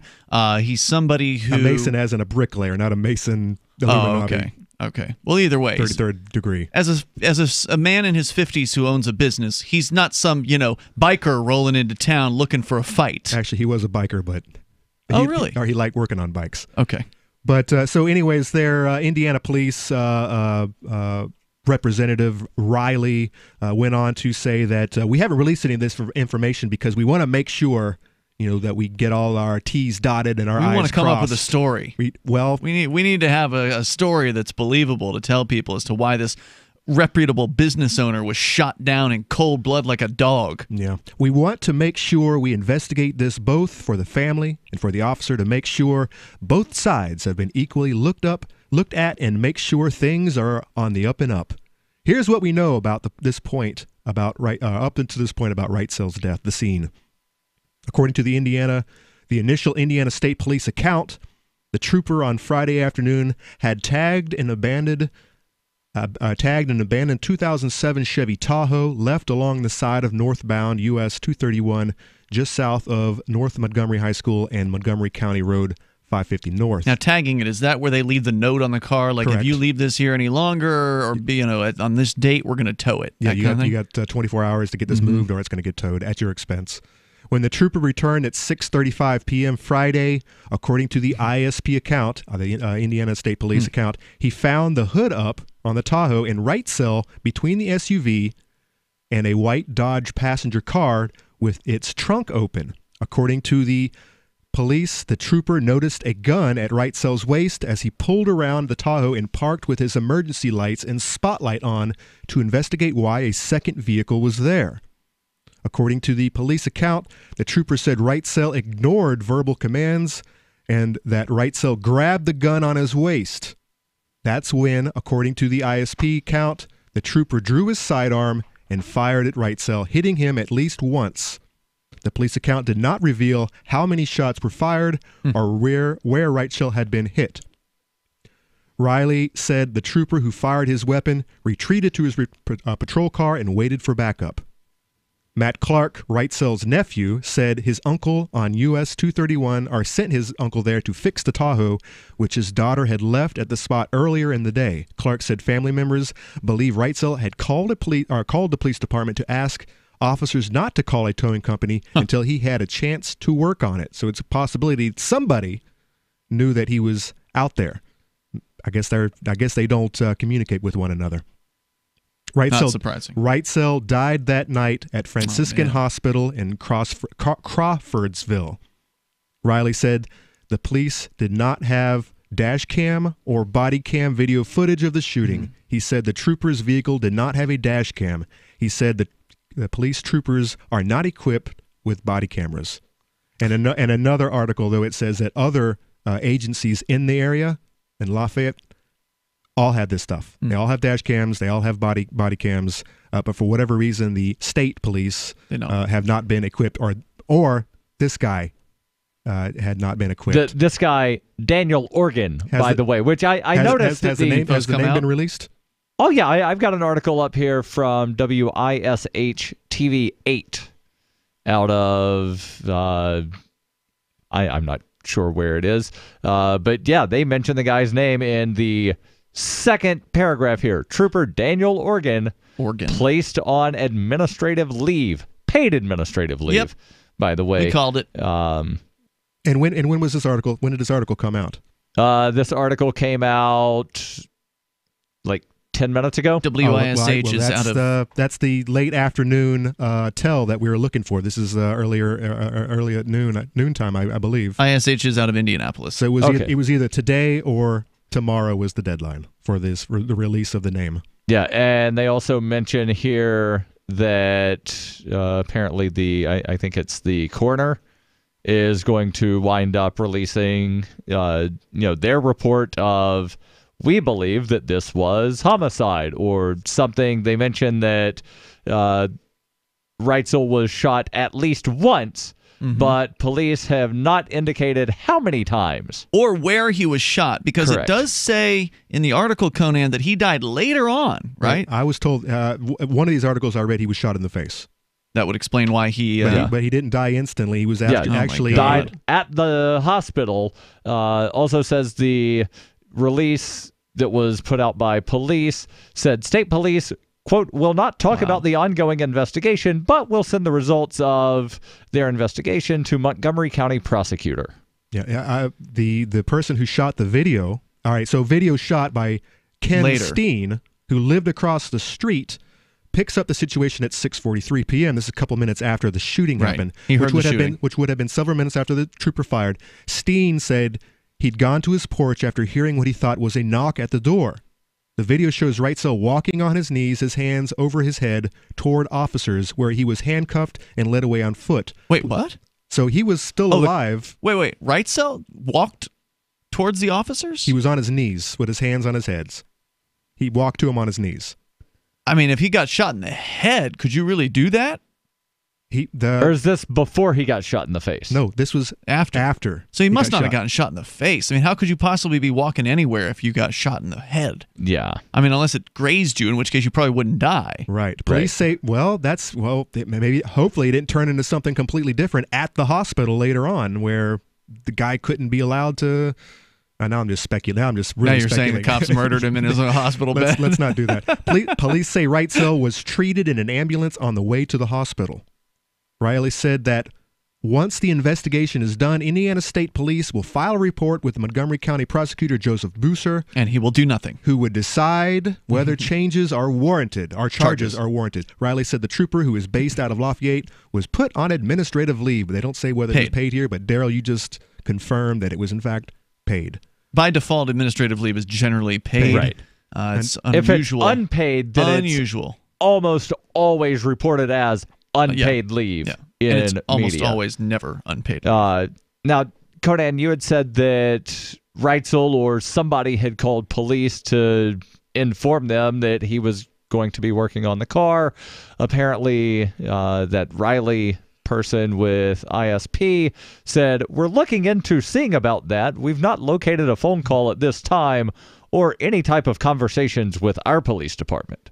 It could have been the local police. And it wouldn't matter anyway. They're not going to send out an all-points bulletin. Everybody, make sure that you be aware that on mile marker 75, somebody's going to be working on a car. That's just not a call that's going to go out to every officer. There's more on the way here. You can share your thoughts with us because I want to know if he was able to walk back to the cops after being shot and then loaded up into an ambulance. Did he say something on his deathbed to anybody like, yeah, I don't know what that cop was thinking. I didn't do anything. Wow. You know?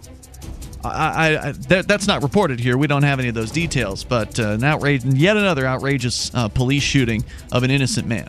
More coming up here in moments. Hour 3's next. It's Free Talk Live. Marijuana has unleashed a green gold rush across our nation. It's creating $10.8 billion in new wealth a year. And every day, it's transforming more and more Americans into millionaires. In an historic event, former Speaker of the House John Boehner reveals how you could become one of them. Join him online for the American Cannabis Summit. Attendance is 100% free, but space is limited. Join online at www.acs2018.com. This event is the first of its kind ever. John Boehner and an esteemed panel will reveal which cannabis stocks are primed to deliver life-changing windfalls in the weeks and months ahead. Plus, they will show you how to become a cannabis angel investor, backing the hottest startups before they potentially become worth billions of dollars. Join American Cannabis Summit online at acs2018.com. Attendance is free. That's acs2018.com.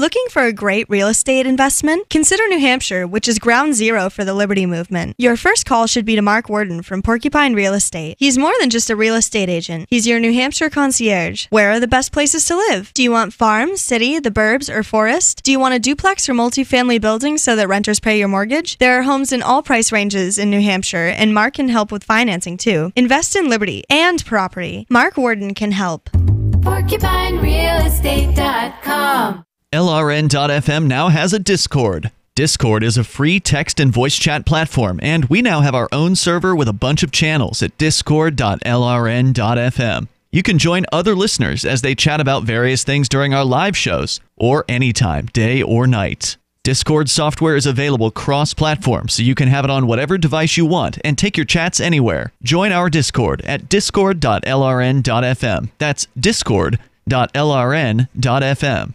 You're listening to the live edition of Free Talk Live. Hour number 3 is next after the news here on the Liberty Radio Network at LRN.FM.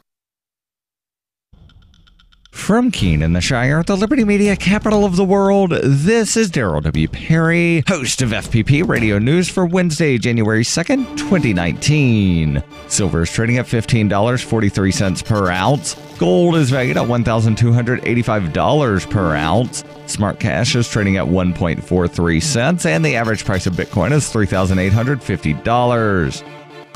Antiwar.com reports President Trump's decision to slow the withdrawal of U.S. troops from Syria after initial reports that he planned for a rapid withdrawal are raising a lot of questions. These center heavily on how this apparently unilateral slowing of the pullout is reconciled with previous promises to closely coordinate with Turkey. The decision to withdraw, after all, came by all indications at the behest of the Turkish government, and at least in part as a way for the U.S. to avoid getting mixed up in an imminent Turkish war against Kurdish YPG, with whom they are embedded. But after the U.S. pullout went from a reported 30 days to around 4 months, people are asking if that means Turkey's timetable has slowed for attacking Manbij. If not, Manbij could be attacked by Turkey with U.S. forces inside the city and the Syrian army present to try to keep the invading Turks away. This results from the Kurds quickly allying with Syria's government after the pullout was announced. That could be even messier than the initial invasion envisioned. Even if the U.S. moves out of Manbij and other early targets for Turkey, the Syrian government's involvement in the defense of Kurdish territory means that the U.S. will risk the appearance that they are handing over the defense of the region to Syria. In reality, the U.S. has been comfortable with the Kurdish territory falling to Turkey and wanted to facilitate that with the pullout. Slowing that down and not even putting a definitive date on it beyond about 4 months greatly confuses the U.S. position. The U.S. is moving away from its alliance with the YPG, and keeping an estimated 2,000 troops embedded in YPG territory will be terribly awkward, particularly as the YPG continues to court new allies who aren't necessarily on good terms with the United States. Trump may have found slowing the process necessary in the face of angry opposition to the pullout from massive numbers of congressional hawks, yet it is forcing everyone to scramble to change plans to fit the still nebulous U.S. schedule, and the future of the U.S.-Turkey coordination is completely up in the air.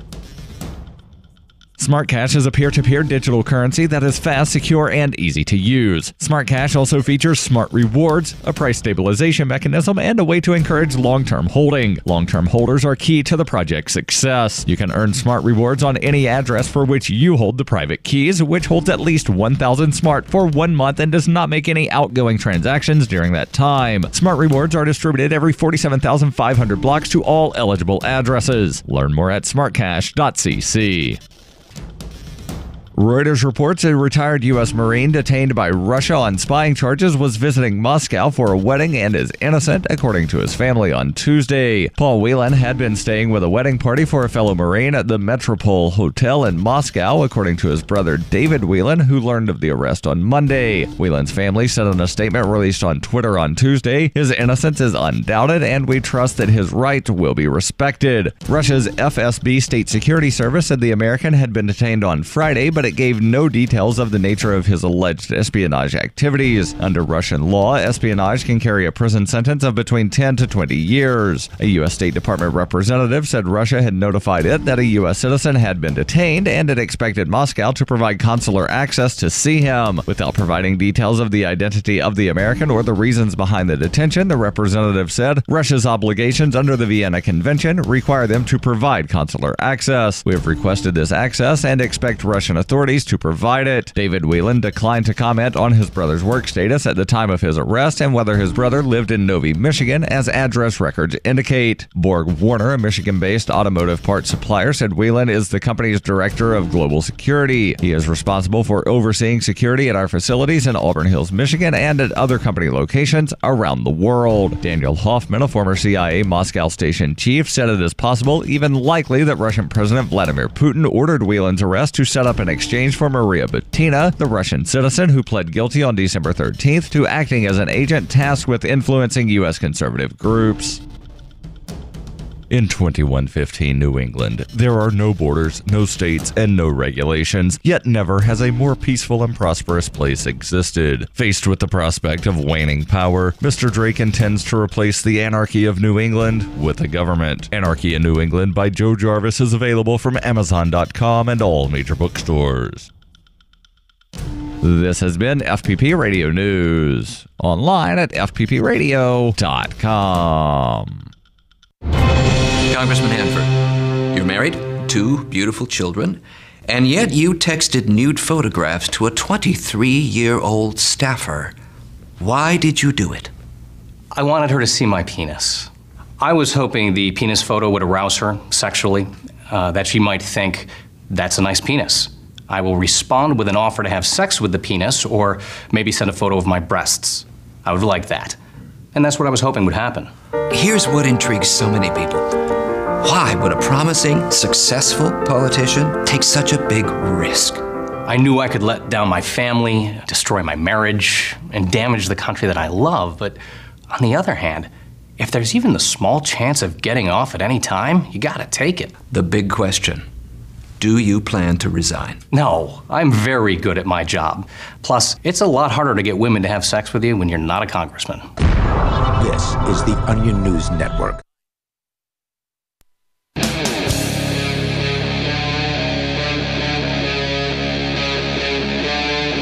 Free Talk Live. It is Free Talk Live. You're invited to join us here. The toll-free number is 855-450-FREE, like freedom. Whether you want to talk about knowing and exercising your rights, which was the bulk of the first hour of the show, or you want to discuss police abuse, which, well, is related, and or whatever we're going to talk about next, which is young kids and different economic strata and where they're at. And Darryl, I'm not sure exactly what you're going to be telling us about, but it sounded really interesting. That's on the way here. Ian, Conan, and Darryl in the studio. Toll-free number if you want to join us is 855-450-FREE. That's 855-450-3733. And also the Discord on-air call-in line rooms are available to you as well over at discord.lrn.fm. So where are we at? Where's it from? What's the story? Story here from Washington Post. Headline, poor kids who do everything right don't do better than rich kids who do everything wrong. All right. Article begins, America is the land of opportunity, just for some more than others. That's because, in large part, inequality starts in the crib. Rich parents can afford to spend more time and money on their kids, and the gap has only grown over the past few decades.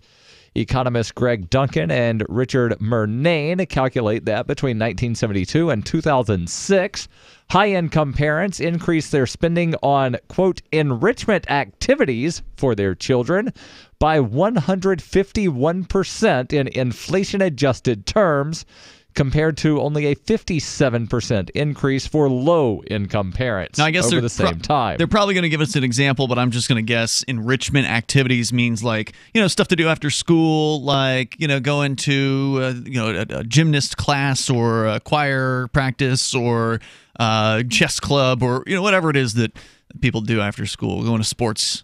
They were loved, Ian. Their parents loved them. So clicking over, and they don't mention it in the Washington Post article, what the enrichment activities would be, but clicking over to see where I can purchase a 572-page copy of this stuff done by Duncan and Murnane, they do wind up putting, here's some information about why you should give us $60 for this book.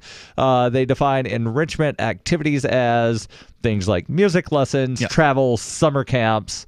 So, bunch of different things that, little Timmy, little Johnny, little Susie might enjoy. But wait a minute. They're spending millions on government education in this country, per municipality.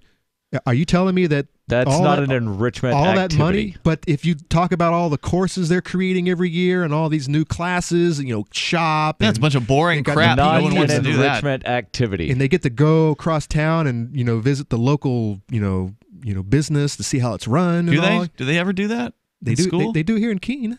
They can't be on the lockdown all the time. And I don't think we ever went anywhere when I was in government school to learn how business was run. When we had field trips, it would be, let's go to a museum. In like the Birmingham area, one of the big places to go was the DeSoto Caverns, which was like a cavern system discovered by Hernando DeSoto. Maybe a little the more explorer, interesting. Not the economist. There was Tanning Hill State Park, which is kind of interesting because it's set up to show you what life was like in like the 1800s. And this was public school?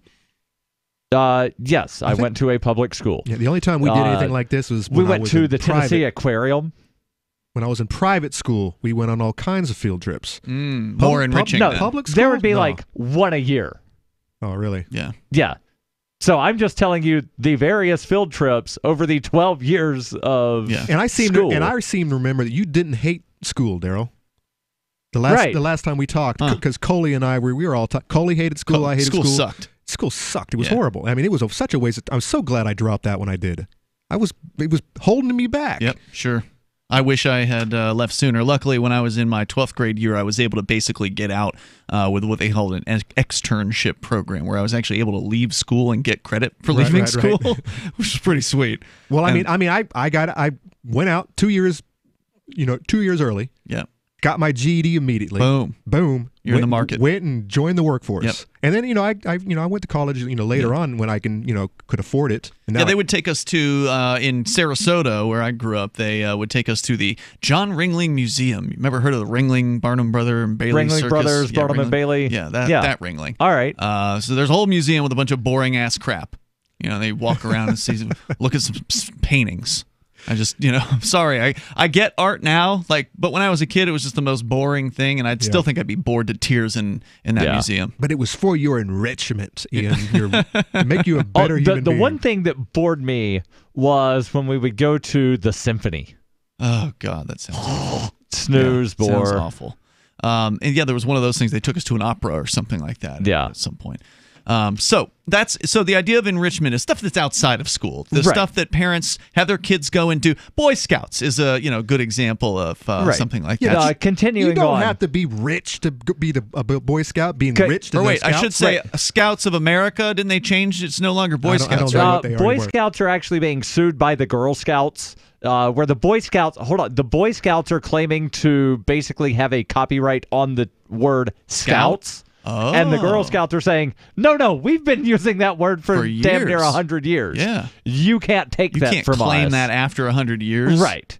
But continuing on, it says... But they did change from the Boy Scouts. I think it's like Scouting of America or something like that. No, I think it's like BSA something, where the BSA was based off of Boy Scouts of America, but they're just not calling it that anymore.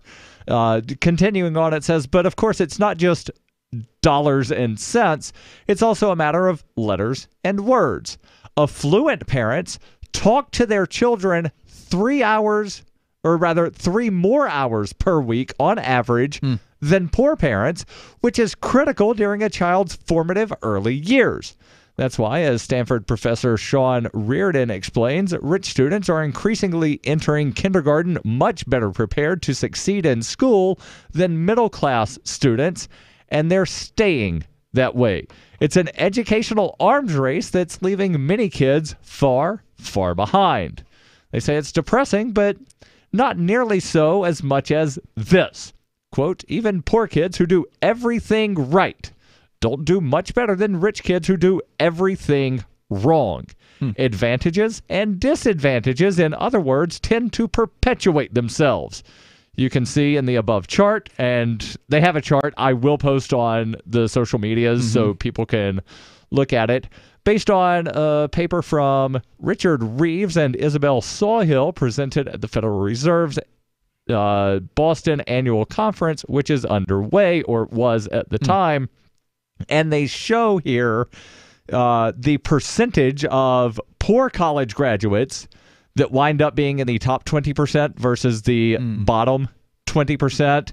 And they also show the rich high school dropouts in the top 20%, bottom 20%, and the same percentage are in the bottom 20.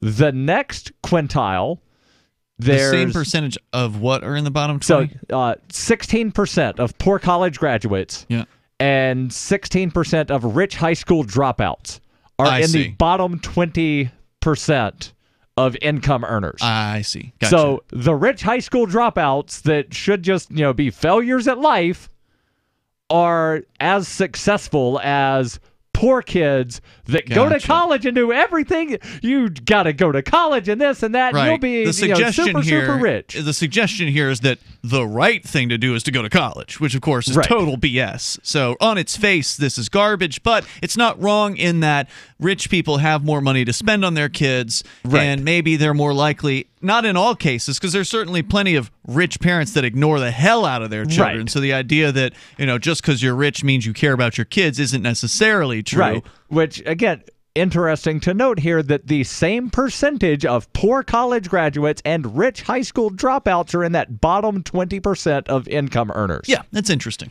And then on the other end, 14% of rich high school dropouts are in the top 20% of income earners. They did very well, the rich high school dropouts. And it's also more likely that the rich high school dropout will be somewhere in the middle. All right, there's more on the way here. You've got more from the story. And apparently in other news, the Boy Scouts are bankrupt, according to... Not Boy Scouts, Scouts BSA. Right, that's what they're calling themselves now. More on the way. It's Free Talk Live.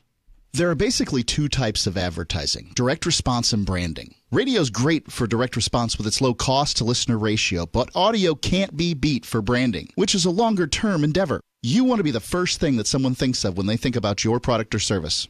If you have a local business that you want kept top of mind in your community, call the station. If you need national reach, Free Talk Live's got around 200 radio stations, millions of monthly listening sessions, can suit all budgets, and if we don't think we're right for you, we'll tell you. Email me, mark@freetalklive.com.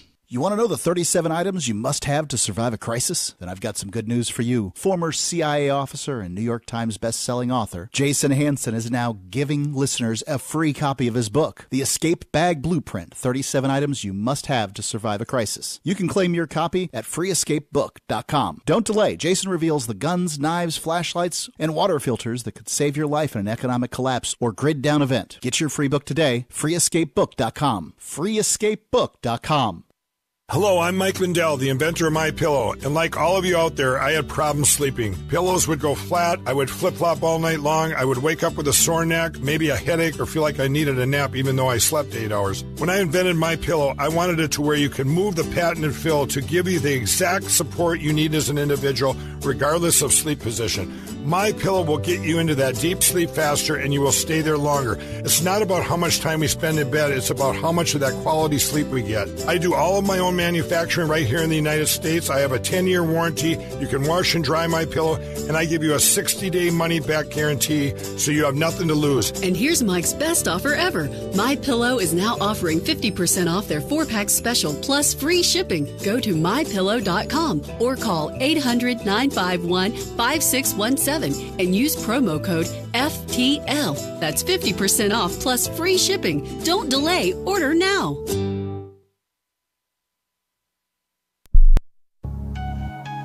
A congressman recently revealed that legislation totaling 2,900 pages and involving more than $1 trillion was available to members of Congress for less than 48 hours to study and consider.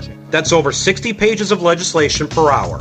Do you think anyone read the entire bill? I'm Jim Babka with DownsizeDC.org. Consider a proposal buried in a 3,200-page, $388 billion bill, which would have empowered committee chairmen or their agents to examine Americans' tax returns. When this horrible provision came to light, no one claimed to know how it got into the bill. One congressman questioned said, "I didn't write it, I didn't approve it, I wasn't even consulted." If your attorney represented you this way, he might be disbarred. But this is how Congress represents you every day. That's why DownsizeDC.org has created the Read the Bills Act. You can force Congress to read their bills before they pass them at DownsizeDC.org. The LRN.FM social media channels have been revamped. We've eliminated Facebook and focused on other platforms like Twitter and Mastodon, the decentralized alternative to Twitter. On our accounts, you'll find posts from multiple LRN.FM show hosts together in one place. Follow us on Twitter at twitter.lrn.fm, or better yet, move to the decentralized Mastodon social media platform at toot.lrn.fm, toot.lrn.fm. I think you'll like it. Are you tired of governments murdering people around the world? Stop using their money. There is an alternative. Bitcoin is a stateless, free market, non-political currency. Bitcoin cannot be inflated or controlled by any government. By using their money, you're helping the state. Stop doing it. You have an incredible alternative available now. Learn it, use it, spread it. Get started with Bitcoin at bitcoin.com. That's bitcoin.com. You can put the Liberty Radio Network on the air in your area. Visit broadcast.lrn.fm to learn how. Broadcast.lrn.fm.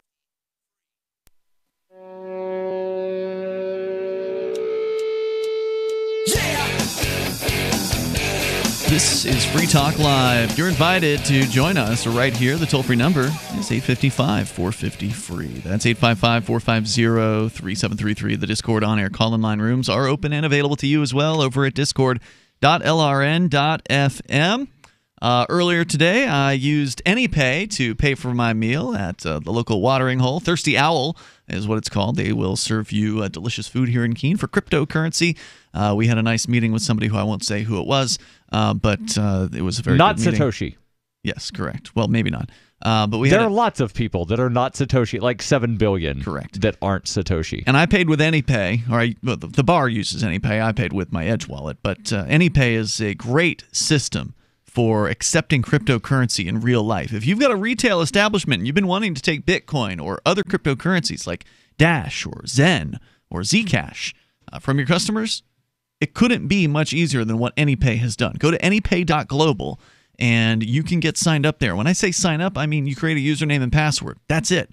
There's no application fee. There's no process. There's no forms. There's no waiting. You just create your account and you're in. Then you put your cryptocurrency wallet addresses into the settings page and then load the app on your point-of-sale device. And that's it. It's that much simple. easier than some of the competitors that people have talked about, where I've gone to some of these websites. Yeah. One of them, to create an account, you don't, like click, I want to create an account, enter information. No. You have to send them an email saying, I want to create an account. It's ridiculous. And then they get back to you. Whenever that is. Then you've got to know like some API and all of this and do some programming, jump through a bunch of hoops and hurdles, and then they take a cut. Yeah.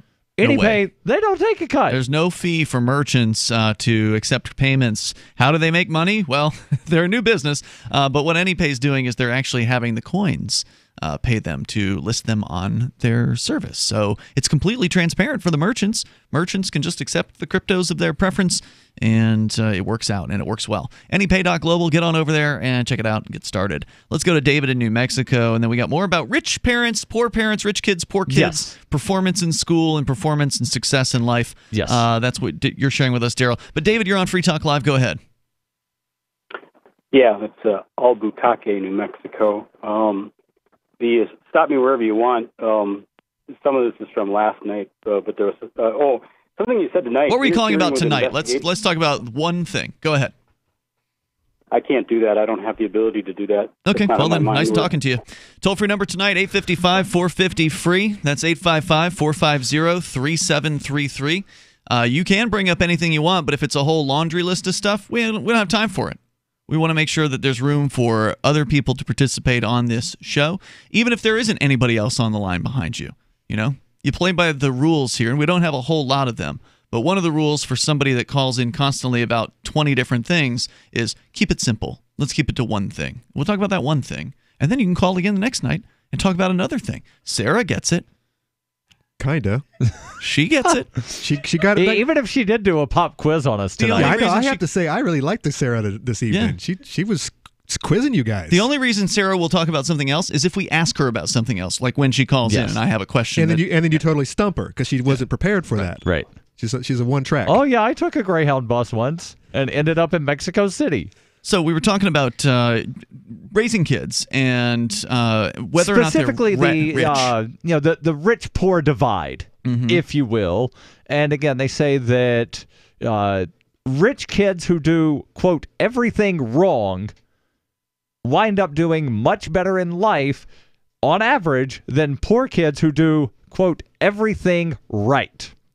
And again, they've got a chart here, and a couple of things that they specifically say that they want to point out is specifically rich high school dropouts remain in the top about as much as poor college graduates stay stuck in the bottom.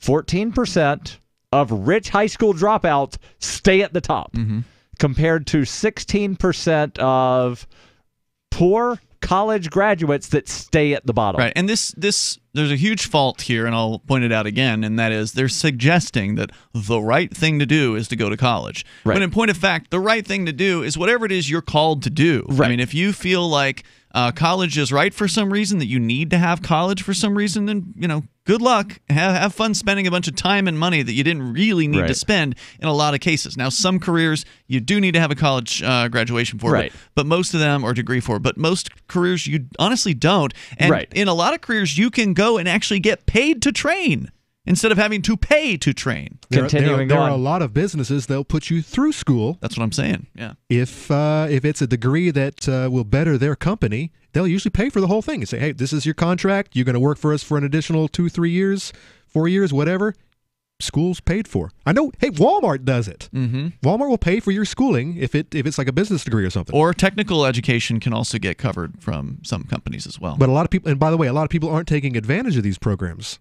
I don't know that they don't know about them, or they or they really don't care, or this just poor people who, it's not part of their agenda. And I don't say what I said to downplay the idea that poor people have a disadvantage. I think it's true. I mean, you definitely are at a disadvantage if your parents can't afford to spend time with you, or can't afford to spend money on you, or they feel like they can't. Continuing on, article says not only that, but the low-income strivers are just as likely to end up in the bottom as the wealthy ne'er-do-wells. So much for meritocracy. So what's going on? The authors here says it's all about glass floors and glass ceilings. Rich kids who can go work for a family business. It's all about who you know in that case. In Canada, at least 70% of the sons of the top 1% do just that. Or they work for daddy's business. Yeah, or they inherit the family estate. You don't need a high school diploma to get ahead. It's an extreme example of what economists call opportunity hoarding. This includes everything from legacy college admissions to unpaid internships that let affluent parents rig the game a little more in their child's favor. The legacy college admission, is this something you've ever heard of? No.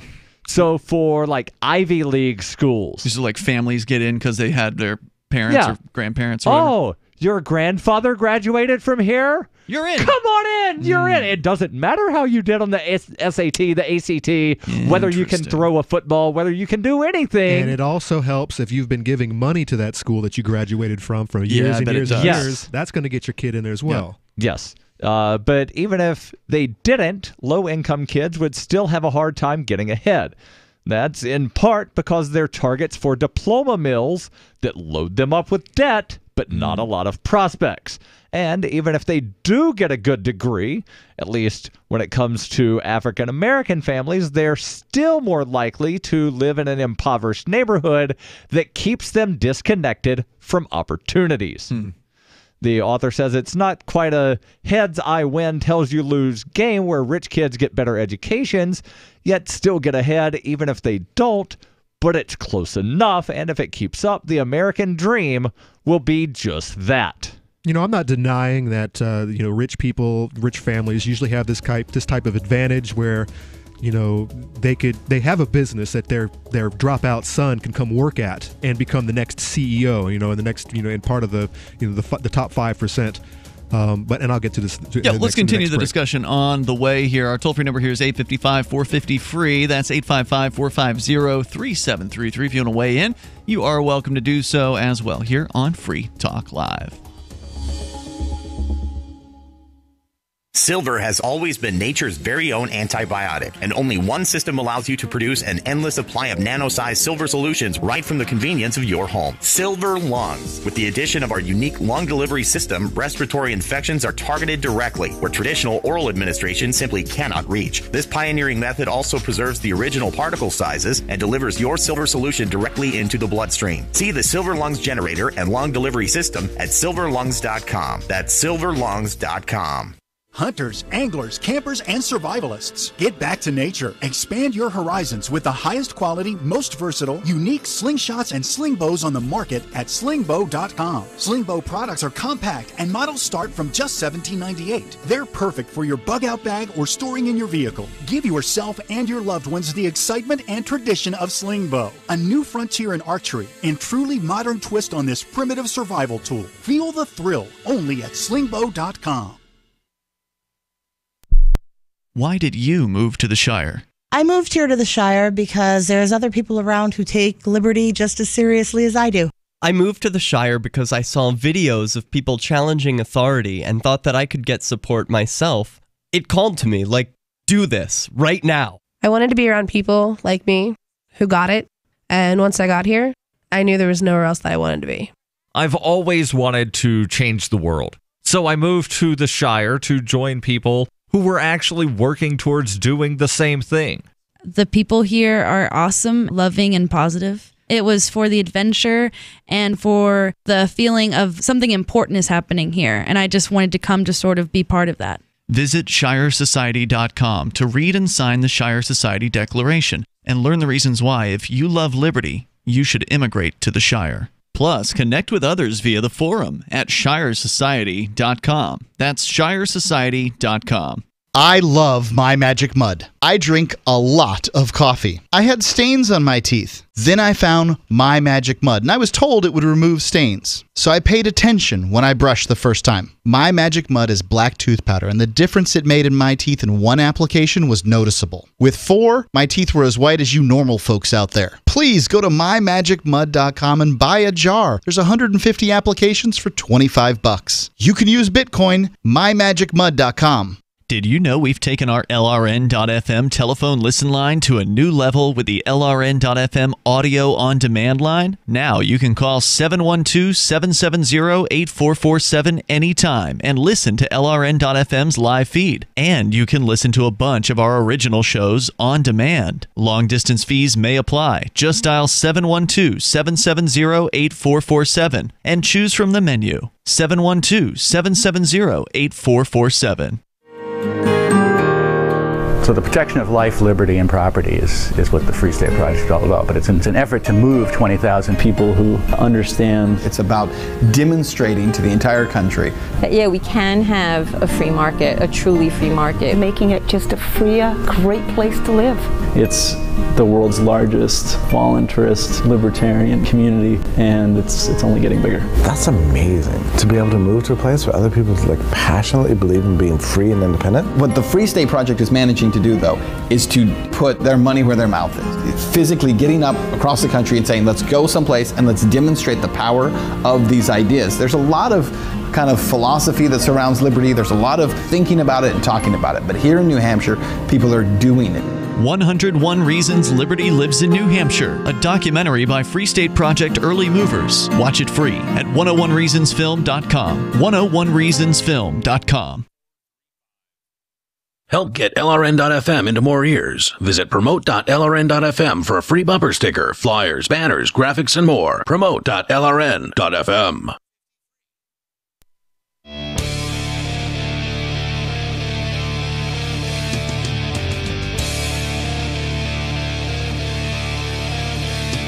It is Free Talk Live, and you can bring up whatever you want. Just dial in toll-free here. Take control of the airwaves. Our number is 855-450-FREE. That's 855-450-3733. We've also got the Discord on-air call-in line rooms over at discord.lrn.fm. Jump into one of those. You'll sound almost like you're sitting here in the studio with us. With you tonight, it's Ian. And Conan. And Darryl. All right.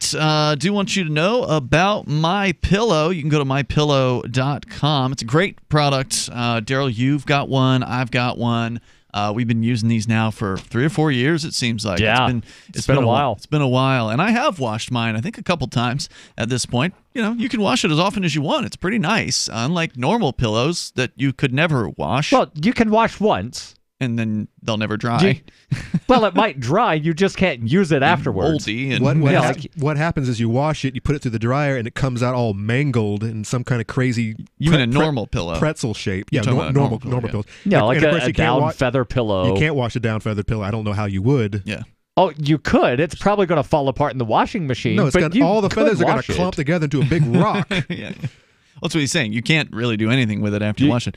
But MyPillow, you can, and they've got a 60-day money-back guarantee. And you can use it after you wash it and dry it. Right. Yeah, you do have to dry it. But it's very, very nice, and it poofs it up and everything. It's very, very cool. MyPillow.com. Use promo code FTL, and you will get, I believe the current offer, if I'm not mistaken, is 2 MyPillow premium pillows for one low price plus free shipping on all orders when you use promo code FTL, like Free Talk Live. And again, if you don't like it for some reason, you got a 60-day window in which you can return it to them for a refund of your purchase price. So what do you got to lose? It may actually be something that helps you sleep better at night. So the cheapest thing you can change out, right, on a bed. You don't want to have to get a whole new mattress. Right. If you can just change your pillow and get better sleep, check it out. MyPillow.com.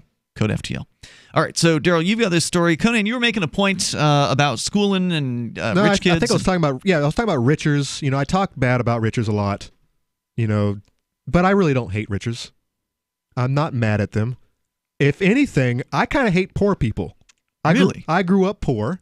I had a lot of poor friends. I had some rich friends, and I spent a lot of times over at their houses because they had the video games and the nice screen TV. They always had snacks in the cupboard and whatnot. Yep, lots of alcohol. I know a lot of poor kids I grew up with who are still poor, and all I have to do is just sit down and think about how, you know, what they did as a family and what they spent their money on. And how much their dad drank, and he was buying scratch-off tickets, and they're always buying stuff from the deli instead of buying things, from scratch and preparing them, preparing meals from scratch. Well, there's a book written about this. I was seeing, they had such poor habits. Yes. They were poor for a reason. For a reason, yeah. And they, in their adult lives, are still making the same mistakes. And so I'm not going to boo-hoo this discrepancy, this divide between riches and poors, because there's a reason. It happens for a reason, and it will happen even if somebody manages to snap their fingers tomorrow and redistribute all the wealth in the world so everybody's got an equal amount. By the end of that 24 hours, it will no longer be equal because all the poor people are going to go out and waste it. Not all of them. Maybe some of them will actually get their S together. They all will. But, Universal basic income will not work because poor people are poor for a reason. They're going to blow it. They will blow it. They will waste it, and they will be poor again. Right. And then you'll just be having to repeat the wealth redistribution over again. If the they next didn't day. earn it, they don't have the understanding. They don't have what it takes. And there are some rich people that have money because somebody just gave them a bunch of money. Same thing. They didn't earn it. And they tend to blow it too. That's called the new rich, right? And the best way to get rich, to move up, is to actually work your way, or to actually experience what it is, poverty, to actually experience what it is to suffer. To know what you don't want. And then you know what you want to work for, and you put yourself forward, and you work for it, and if you do a good job, you might actually make it one day. In this country, you can still kind of do that. You can. And by the way, as far as these riches are concerned, a lot of these kids fall off their high horse after a couple of generations. Correct. You got richer being defined by Urban Dictionary as someone with a lot of wealth or their family is very wealthy. You got some poor guy can be used as a derogatory term. Worked through the ranks at some company. At the end of his life, he's the boss. He's the CEO. Yep. Brings his kids up in that. And hires his kids. They ruin the whole thing. The next generation might do just fine, but the third generation, nah, man. Yeah, it's going to be interesting to see what happens with Walmart once the sons and daughters of Sam Walton wind up giving up control. Mm-hmm. If Walmart is like any other company in the history of companies, it's going to see its time. I mean, even Bezos has come out and says, you know what? Amazon's a pretty powerful company, but you know what? We're gonna be non-existent one day. We're gonna fail, just like Sears did. And he's right. I mean, that's just the way it works because the Roman Empire doesn't still exist. So that just sort of shows that even the biggest, most powerful countries Bezos go away. Is smart, and he seems to be pretty smart. He should sell out before it gets to that point. I'm sure I don't know. I think that he likes what he's doing, and he'll probably die at it. He might decide to retire on an island somewhere. Who knows? Well, some of those guys will sell what they're doing and they'll go and do something new. Like you don't have to sell what you're doing and stop doing something. You can do something completely different. So we're talking about the differences here, and you're right, Conan, that a lot of poor people are poor for a reason. Now, that's not to say they can't pull themselves up out of the muck. They absolutely can. Keywords: themselves. Pull themselves out. Once they realize it's just like a drug addict. You can't ever fix your addiction until you wake up one morning and say, you know what, I've got a problem, I'm going to fix it. So, Conan, let me ask this question. But someone else saying, hey, man, I know what's better for you. Let me help you. Never works. It's not going to work. Handouts do not work. Conan, let me ask this question. What about the various regulatory burdens that prevent poor people from opening home-based businesses? That hurts. There's a whole lot of them. I mean, like some kitchen beautician braiding hair in her kitchen. That stuff. Yeah, exactly. There's a problem with that. And guess what? It's so that's the poor person's fault, right? He's not saying that. I didn't say that. Well, he said, on the one hand, it's poor people's fault that they're poor.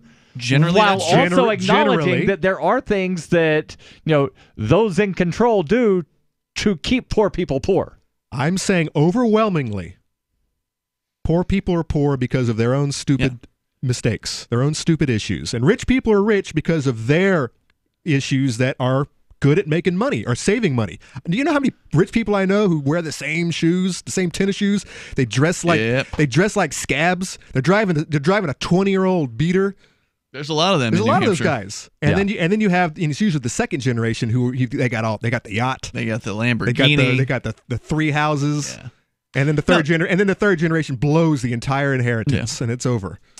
So he wasn't commenting on what you were suggesting there. But yes, and by the way, when you think about it, when it's a business lobby who's actually creating those laws that prevent the kitchen beautician from running her own office in her own house, that comes from rich people. Yeah. So it's not really those are the rich people using keeping the poor government to benefit their own companies, and that definitely happens. There are definitely poor people who want to get out of that and are entrepreneurial. They have the mindset, right? And then when they go in and they try to do it the right way by going and get a bunch of licenses or whatever crap, follow the rules. They can't do it because it's so complicated. It's so expensive. You got to hire a damn attorney. You got to jump through all kinds of ridiculous hoops, and there's fees, and there's bribes, and we know a guy, or you do it, and then you're in debt for the next 20 years trying to pay all the crap off. Yeah. We know a guy that tried to open a restaurant that I forget what the term was that he was using to describe it, but basically everything was going to be things that were pickled. That's right. No cooking Free stater. involved. And he spent no kitchen necessary. I don't even know how much money he wound up spending. His life savings, food basically. prep area. He was told originally you need a double firewall. Well, there's never going to be an open flame. I'm not cooking anything. Doesn't matter. Well, single firewall because you might use a microwave to heat up a cup of coffee at some point.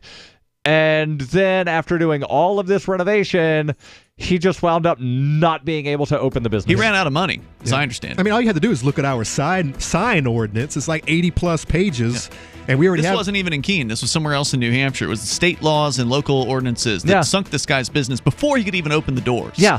And he'd bought the property and everything, and sunk his life savings into this thing. Good luck bringing business to the region, you stupid legislators. The thing is, it's like that everywhere.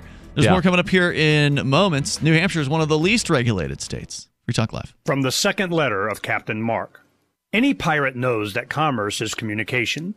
Markets condense oceans of information into a single price. Innovations in communication are circumventing the scrutiny of the Crown. This signals a change in the coin of the realm. The Crown uses digital currency to surveil, censor, seize, and destroy wealth at will, so pirate currency must protect us from this weaponized money. We need to move funds further, faster, cheaper, and without third-party observation, basing decisions on an accelerating flow of information. So pirates require nearly instantaneous transactions with no arbitrary limits on volume or artificial influences on fees. Most importantly, a pirate currency must preclude centralization. Otherwise, it will become another link in our chain to the Crown. A superior currency will result in the obsolescence of the coin of the realm and the extinction of the Crown itself. Trade above the grid. Join us at pirateswithoutborders.com. Marijuana has unleashed a green gold rush across our nation. It's creating $10.8 billion in new wealth a year. And every day, it's transforming more and more Americans into millionaires. In an historic event, former Speaker of the House John Boehner reveals how you could become one of them. Join him online for the American Cannabis Summit. Attendance is 100% free, but space is limited. Join online at www.acs2018.com. This event is the first of its kind ever. John Boehner and an esteemed panel will reveal which cannabis stocks are primed to deliver life-changing windfalls in the weeks and months ahead. Plus, they will show you how to become a cannabis angel investor, backing the hottest startups before they potentially become worth billions of dollars. Join American Cannabis Summit online at acs2018.com. Attendance is free. That's acs2018.com.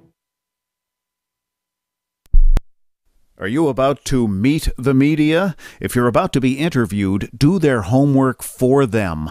Know this about the person who will interview you. He or she is busy, so expect minimal, if any, preparation. He or she doesn't know as much about your topic as you do. He or she isn't as concerned as you are about getting your message out, so you need to take responsibility. Provide a biography and fact sheet, photographs, or other materials that tell your story. Reporters won't be put off if you supply frequently asked questions. Remember, Public Speaking 101, at the end of the speech, what's the one thing you want them to remember? You can download the document I supply to reporters who interview me and squirm through a video that demonstrates how not to conduct your media interview at www.survivalspeech.com. I'm Holland Cook. If you want to know the latest about Free Talk Live before we go on the air, all you need to decide is how you want it delivered. It's your choice. Visit news.freetalklive.com. You can get emailed announcements and participate in contests via our email updates list. Plus, we have a Twitter account that you can follow and a Facebook page where you can become a fan. So visit news.freetalklive.com to get news about Free Talk Live as soon as it's announced and the way you want it delivered at news.freetalklive.com. That's news.freetalklive.com.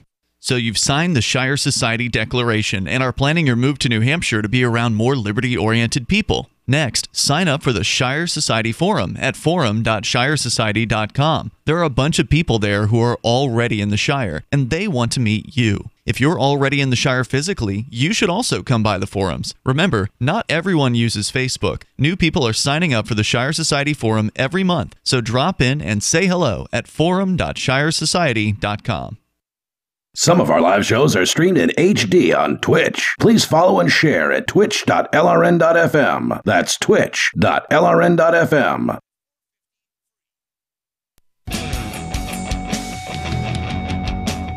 Free Talk Live. Moments remain here. Enough time for you. If you want to join us right now, you can. Our toll-free number is 855-450-FREE. That's 855-450-3733. The Discord on-air call-in line rooms are open and available to you over at discord.lrn.fm.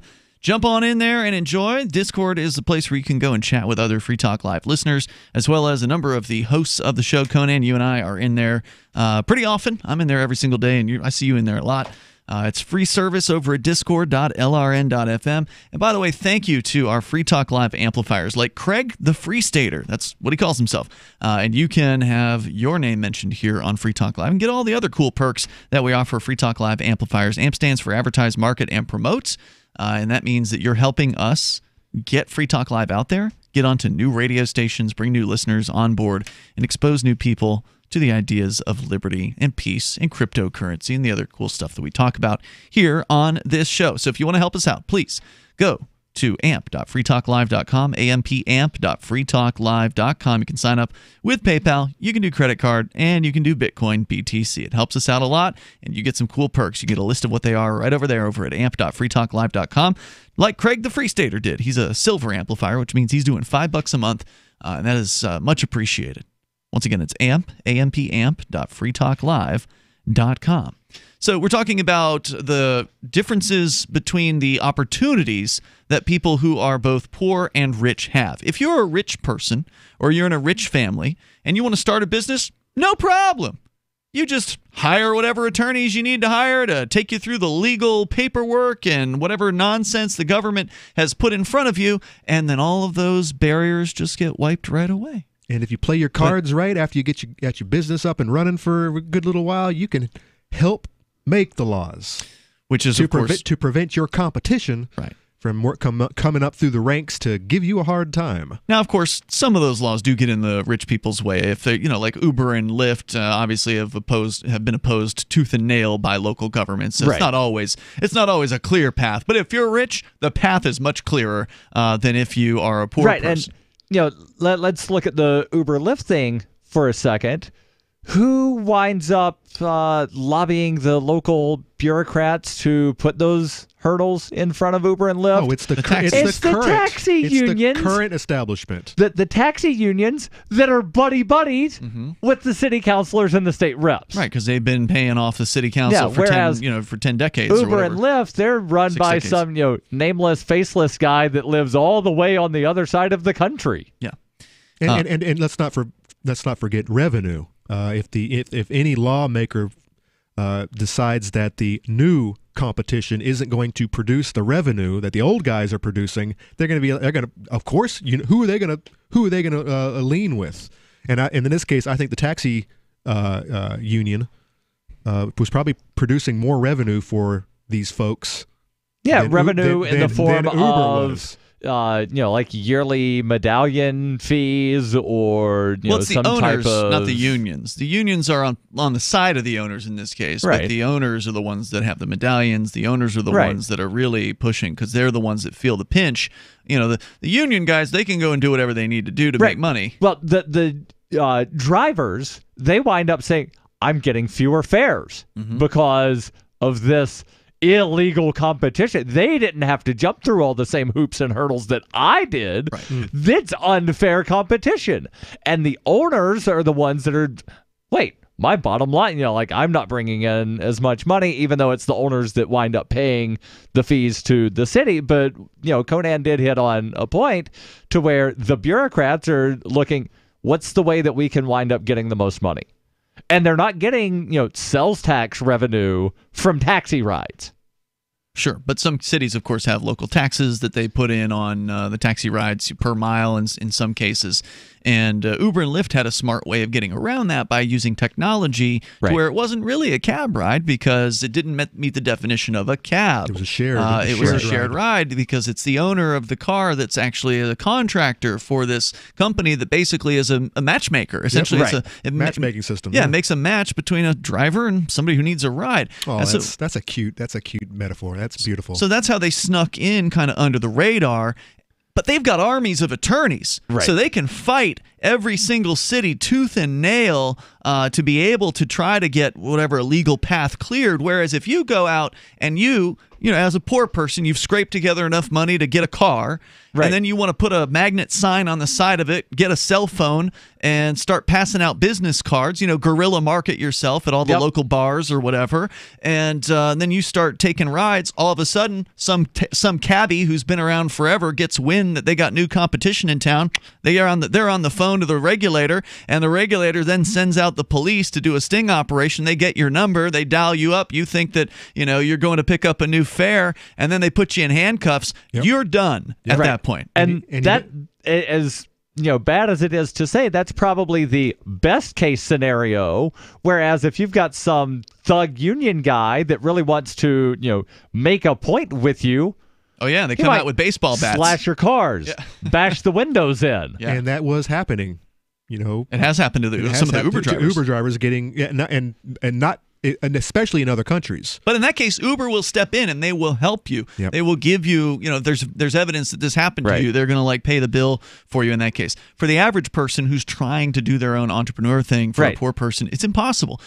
Once the government targets you, you're done. The reason why this lady with the new restaurant here in town, which is a really great story, and we talked about it in detail on Saturday night, so check that out. And if you want the full story, go to freekeen.com. The restaurant's a Vietnamese pho noodle place, and it's the name of the restaurant is Pho, the name of the town, Keen. Spelled P-H-O. And then Great. It's beautiful. And it's a very, very smart thing. It's very intelligent. Luckily, she's got a partner, so it's not just her. There's a partner who's kind of like the money lady, right? So there's the lady who's the Vietnamese lady who does the cooking, and she's going to be running the business. But then there's the investor, And so the investor is interested in fighting this, and so she's got some money on her side to help out with going up against a city government that wants to take these people down. And sadly, it'll be a private investor's money fighting city taxpayer, who is funded through the taxpayer. So we're all going to be paying for this. And this is I don't want to be paying for it. And this seems to happen every single year in Keene. These guys keep putting their damn foot in their mouths. No, they don't care about free speech here. Fighting, they don't care. Fighting the individual, fighting free speech, fighting our freedoms with our money. And it doesn't matter how many times they lose. They lost to the Robin Hooders. And they'll keep taking it back. They lost years ago in the 70s when they arrested some protesters out on Central Square over a freedom of speech issue. They lost that case. So it doesn't matter how many times they lose. And every couple of years they come up with some new ordinance and they're like, hey, can we do this? And attorney's like, nah, man, that violates state law. But we're doing it anyway. Let's do it anyways. Let's just see what happens. But attorney's like, but if you do, you might get sued. Oh, we don't care. It's not our money. They're not on the line. The counselors aren't liable. Right. The counselors can pass something completely illegal and they're not liable. Yeah, the taxpayers. What happens if they make a stupid mistake? Oh, they won't get elected next year. No big deal. No big deal. I know that there was a survey that I wanted to talk about. Headline is 1 in 4 Americans think poor people don't work hard enough. But since we're talking about stupid things that governments do, headline from the Tennessee Star: Knox County sues itself, loses $1 million in taxpayer money. Oh, God. That makes sense. It makes complete sense. So how does this work? One department sued another department? According to Knox News, the suit pitted the Knox County Law Department against the county's pension board, and a few Knox County Sheriff's Office deputies approved to receive benefits under the county retirement plan. The website Knox News says the law department sought to reverse a long-standing pension board process and require the board to calculate pensions on base salary and not on total compensation, such as vacation pay, in accordance with changes to the county charter. That ultimately translated to reduced pension benefits. Authorities ruled the Knox County law director could not press on with the suit, but the bills are still racking up. County officials have announced they'll pay $97,500 to settle attorney's fees for the deputies that the county sued. Yeah. This is lunacy. Attorney Herb. It's absolute lunacy. And this is going to be the end of this country. Isn't this where the damn public pensions, man, is going to be the end? Glenn Jacobs is the end mayor of this country. Yeah. Glenn Jacobs is the mayor of Knox County, Tennessee. He needs to step into that ring and start just suplex somebody and start bumping heads. I wonder if this is why he wound up going to Saudi Arabia after they killed a journalist and did a show paid for by the Saudi government, because he did wind up getting some amount of money as a donation to the county from the Saudis. I did not know about this. What was the donation? What's the backstory on this? The donation was from WWE. WWE got money from the Saudi government. I see. So basically, Glenn Jacobs sold out his, principles, I guess, to take blood money to go do a show in Saudi Arabia. Several wrestlers wound up not going, and I've not watched WWE since. All right, we are out of time for tonight, but you can join us tomorrow. Online in the meantime, over at freetalklive.com. Free Talk Live. You give someone an ounce of liberty and they'll go around abusing it and harming everyone else with it. If we legalize guns... People will be shooting people everywhere. Right. If you legalize prostitution, people will be having sex on the street corners. If you legalize drugs, we'll have heroin vending machines in the streets. We've heard it all on Free Talk Live. They take it to the most absurd, illogical extremes, and you're absolutely right, Alexander. It's okay for them to have freedom. Yeah, you can give them a gun. They won't go around shooting people, but watch out with their neighbor, because you give them a gun, they'll go around in a rampage around the city, killing everyone. But yes, they can be trusted, and apparently the government can be trusted too, because magically, we only elect the best of the best, the cream of the crop. The bureaucrats that are administering these programs are the upper echelon of society, the most trustworthy individuals. Oh, yeah. Sometimes when I squint, I swear I can see a halo above their heads. Free Talk Live, 7 nights a week from 7 to 10 Eastern, live on the Liberty Radio Network at LRN.FM. The new 4th edition of Healing Our World, The Compassion of Libertarianism, will take your understanding of liberty to a deeper level and has over 1,300 updated references, new cartoons, and a foreword by Dr. Ron Paul. With discounts for multiple book purchases, the 4th edition of Healing Our World is a great gift for the liberals, pragmatists, environmentalists, and Christians in your life who think libertarianism is cold-hearted. Get yours today at healing.freetalklive.com and use promo code FTL for a $5 discount. Some of you asked, and now we've delivered. LRN.FM's live Keene, New Hampshire studio shows are now streamed in HD on Twitch. Visit our channel at twitch.lrn.fm and give it a follow. If you have Amazon Prime, you get 1 free subscription on Twitch. If you use it on our channel, Twitch will give LRN.FM a monthly piece of your Prime subscription cost. So please watch, follow, share, and subscribe to twitch.lrn.fm. That's twitch.lrn.fm. The Torchwood Report is coming up next, live after the news on the Liberty Radio Network at LRN.FM. From Keene in the Shire, the Liberty Media capital of the world, this is Darryl W. Perry, host of FPP Radio News for Wednesday, January 2nd, 2019. Silver is trading at $15.43 per ounce. Gold is valued at $1,285 per ounce. Smart cash is trading at 1.43 cents, and the average price of Bitcoin is $3,850. Antiwar.com reports President Trump's decision to slow the withdrawal of U.S. troops from Syria after initial reports that he planned for a rapid withdrawal are raising a lot of questions. These center heavily on how this apparently unilateral slowing of the pullout is reconciled with previous promises to closely coordinate with Turkey. The decision to withdraw, after all, came by all indications at the behest of the Turkish government, and at least in part as a way for the U.S. to avoid getting mixed up in an imminent Turkish war against Kurdish YPG, with whom they are embedded. But after the U.S. pullout went from a reported 30 days to around 4 months, people are asking if that means Turkey's timetable has slowed for attacking Manbij. If not, Manbij could be attacked by Turkey with U.S. forces inside the city and the Syrian army present to try to keep the invading Turks away. This results from the Kurds quickly allying with Syria's government after the pullout was announced. That could be even messier than the initial invasion envisioned. Even if the U.S. moves out of Manbij and other early targets for Turkey, the Syrian government's involvement in the defense of Kurdish territory means that the U.S. will risk the appearance that they are handing over the defense of the region to Syria. In reality, the U.S. has been comfortable with the Kurdish territory falling to Turkey and wanted to facilitate that with the pullout. Slowing that down and not even putting a definitive date on it beyond about 4 months greatly confuses the U.S. position. The U.S. is moving away from its alliance with the YPG, and keeping an estimated 2,000 troops embedded in YPG territory will be terribly awkward, particularly as the YPG continues to court new allies who aren't necessarily on good terms with the United States. Trump may have found slowing the process necessary in the face of angry opposition to the pullout from massive numbers of congressional hawks, yet it is forcing everyone to scramble to change plans to fit the still nebulous U.S. schedule, and the future of the U.S.-Turkey coordination is completely up in the air.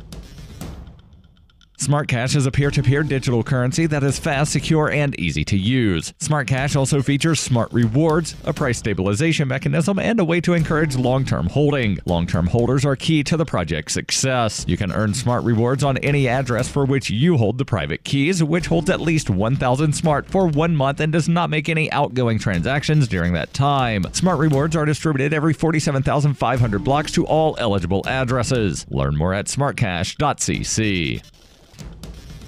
Reuters reports a retired U.S. Marine detained by Russia on spying charges was visiting Moscow for a wedding and is innocent, according to his family on Tuesday. Paul Whelan had been staying with a wedding party for a fellow Marine at the Metropole Hotel in Moscow, according to his brother David Whelan, who learned of the arrest on Monday. Whelan's family said in a statement released on Twitter on Tuesday, "His innocence is undoubted, and we trust that his right will be respected." Russia's FSB State Security Service said the American had been detained on Friday, but it gave no details of the nature of his alleged espionage activities. Under Russian law, espionage can carry a prison sentence of between 10 to 20 years. A U.S. State Department representative said Russia had notified it that a U.S. citizen had been detained, and it expected Moscow to provide consular access to see him. Without providing details of the identity of the American or the reasons behind the detention, the representative said Russia's obligations under the Vienna Convention require them to provide consular access. We have requested this access and expect Russian authorities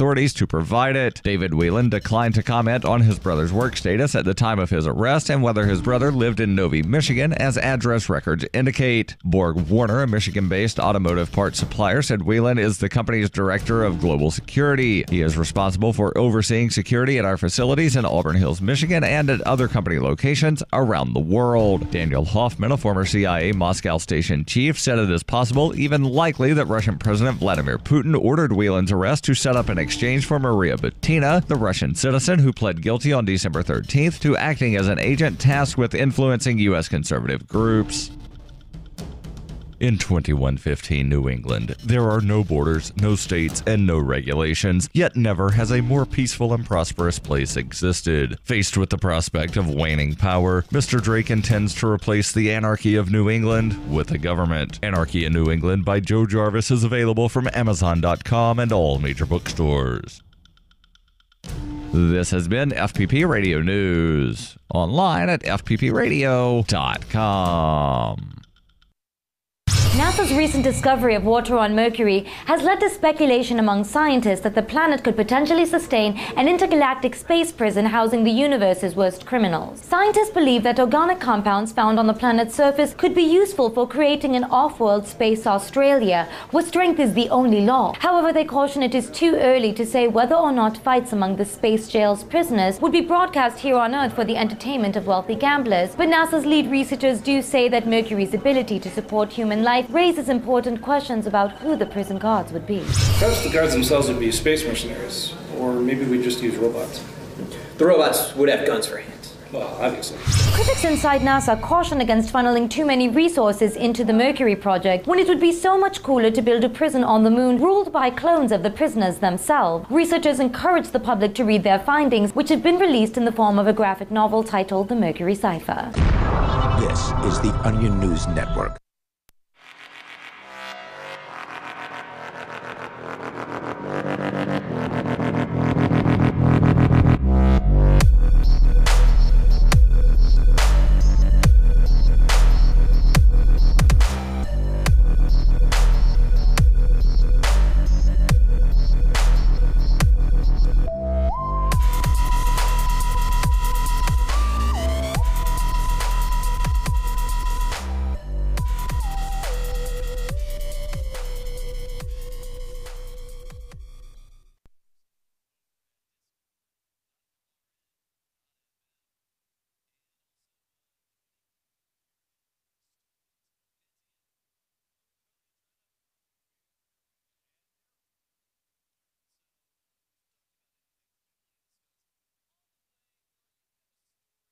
It's about poor kids and rich kids, and how life is apparently different for them in certain circumstances. We'll explain more about that coming up here in moments. But I wanted to open up with a kind of a bit of uplifting news. And here we are in the new year with yet another year of Free Talk Live, entering into what I think our 16th year of doing this show. We've been at this for a long time, and it's always nice to see a little bit of good news, especially coming out of corporate America, because it's pretty rare that corporations are going to do anything for the rights of the individuals who are their customers. Usually the corporations are going to sell you out. They're going to sell you down the river. If the government wants your information, they're going to give it to them. If the government wants them to jump through hoops, they're going to jump through the hoops. And most corporations It's what Google does. Yahoo, Facebook. You name them. Apple. There's so many. Amazon. And they all have their issues. Yeah, they all have their issues, and they've all done some good things, right? Like Google and Apple did put some encryption on their phones, and they haven't handed over keys, and they are resisting the government's demands. So, there's always some areas where they get it right, and then there's some areas where they totally bend over and do whatever it is the government wants them to do. I saw this headline just before Christmas. I put it in my show prep. We didn't have a chance to get to it, but it seems like a really good thing. Greyhound, the bus company. Do they still exist? Yeah, they still exist. I just saw them driving. Wow, you didn't know that. This is the Liberty Radio Network, broadcasting the latest liberty-oriented audio content 24 hours a day at LRN.FM. The latest edition of FPP Radio News is next on the Liberty Radio Network at LRN.FM. Get more at FPPRadio.com. From Keene in the Shire, the Liberty Media capital of the world, this is Darryl W. Perry, host of FPP Radio News for Wednesday, January 2nd, 2019. Silver is trading at $15.43 per ounce. Gold is valued at $1,285 per ounce. Smart cash is trading at 1.43 cents, and the average price of Bitcoin is $3,850. Antiwar.com reports President Trump's decision to slow the withdrawal of U.S. troops from Syria after initial reports that he planned for a rapid withdrawal are raising a lot of questions. These center heavily on how this apparently unilateral slowing of the pullout is reconciled with previous promises to closely coordinate with Turkey. The decision to withdraw, after all, came by all indications at the behest of the Turkish government, and at least in part as a way for the U.S. to avoid getting mixed up in an imminent Turkish war against Kurdish YPG, with whom they are embedded. But after the U.S. pullout went from a reported 30 days to around 4 months, people are asking if that means Turkey's timetable has slowed for attacking Manbij. If not, Manbij could be attacked by Turkey with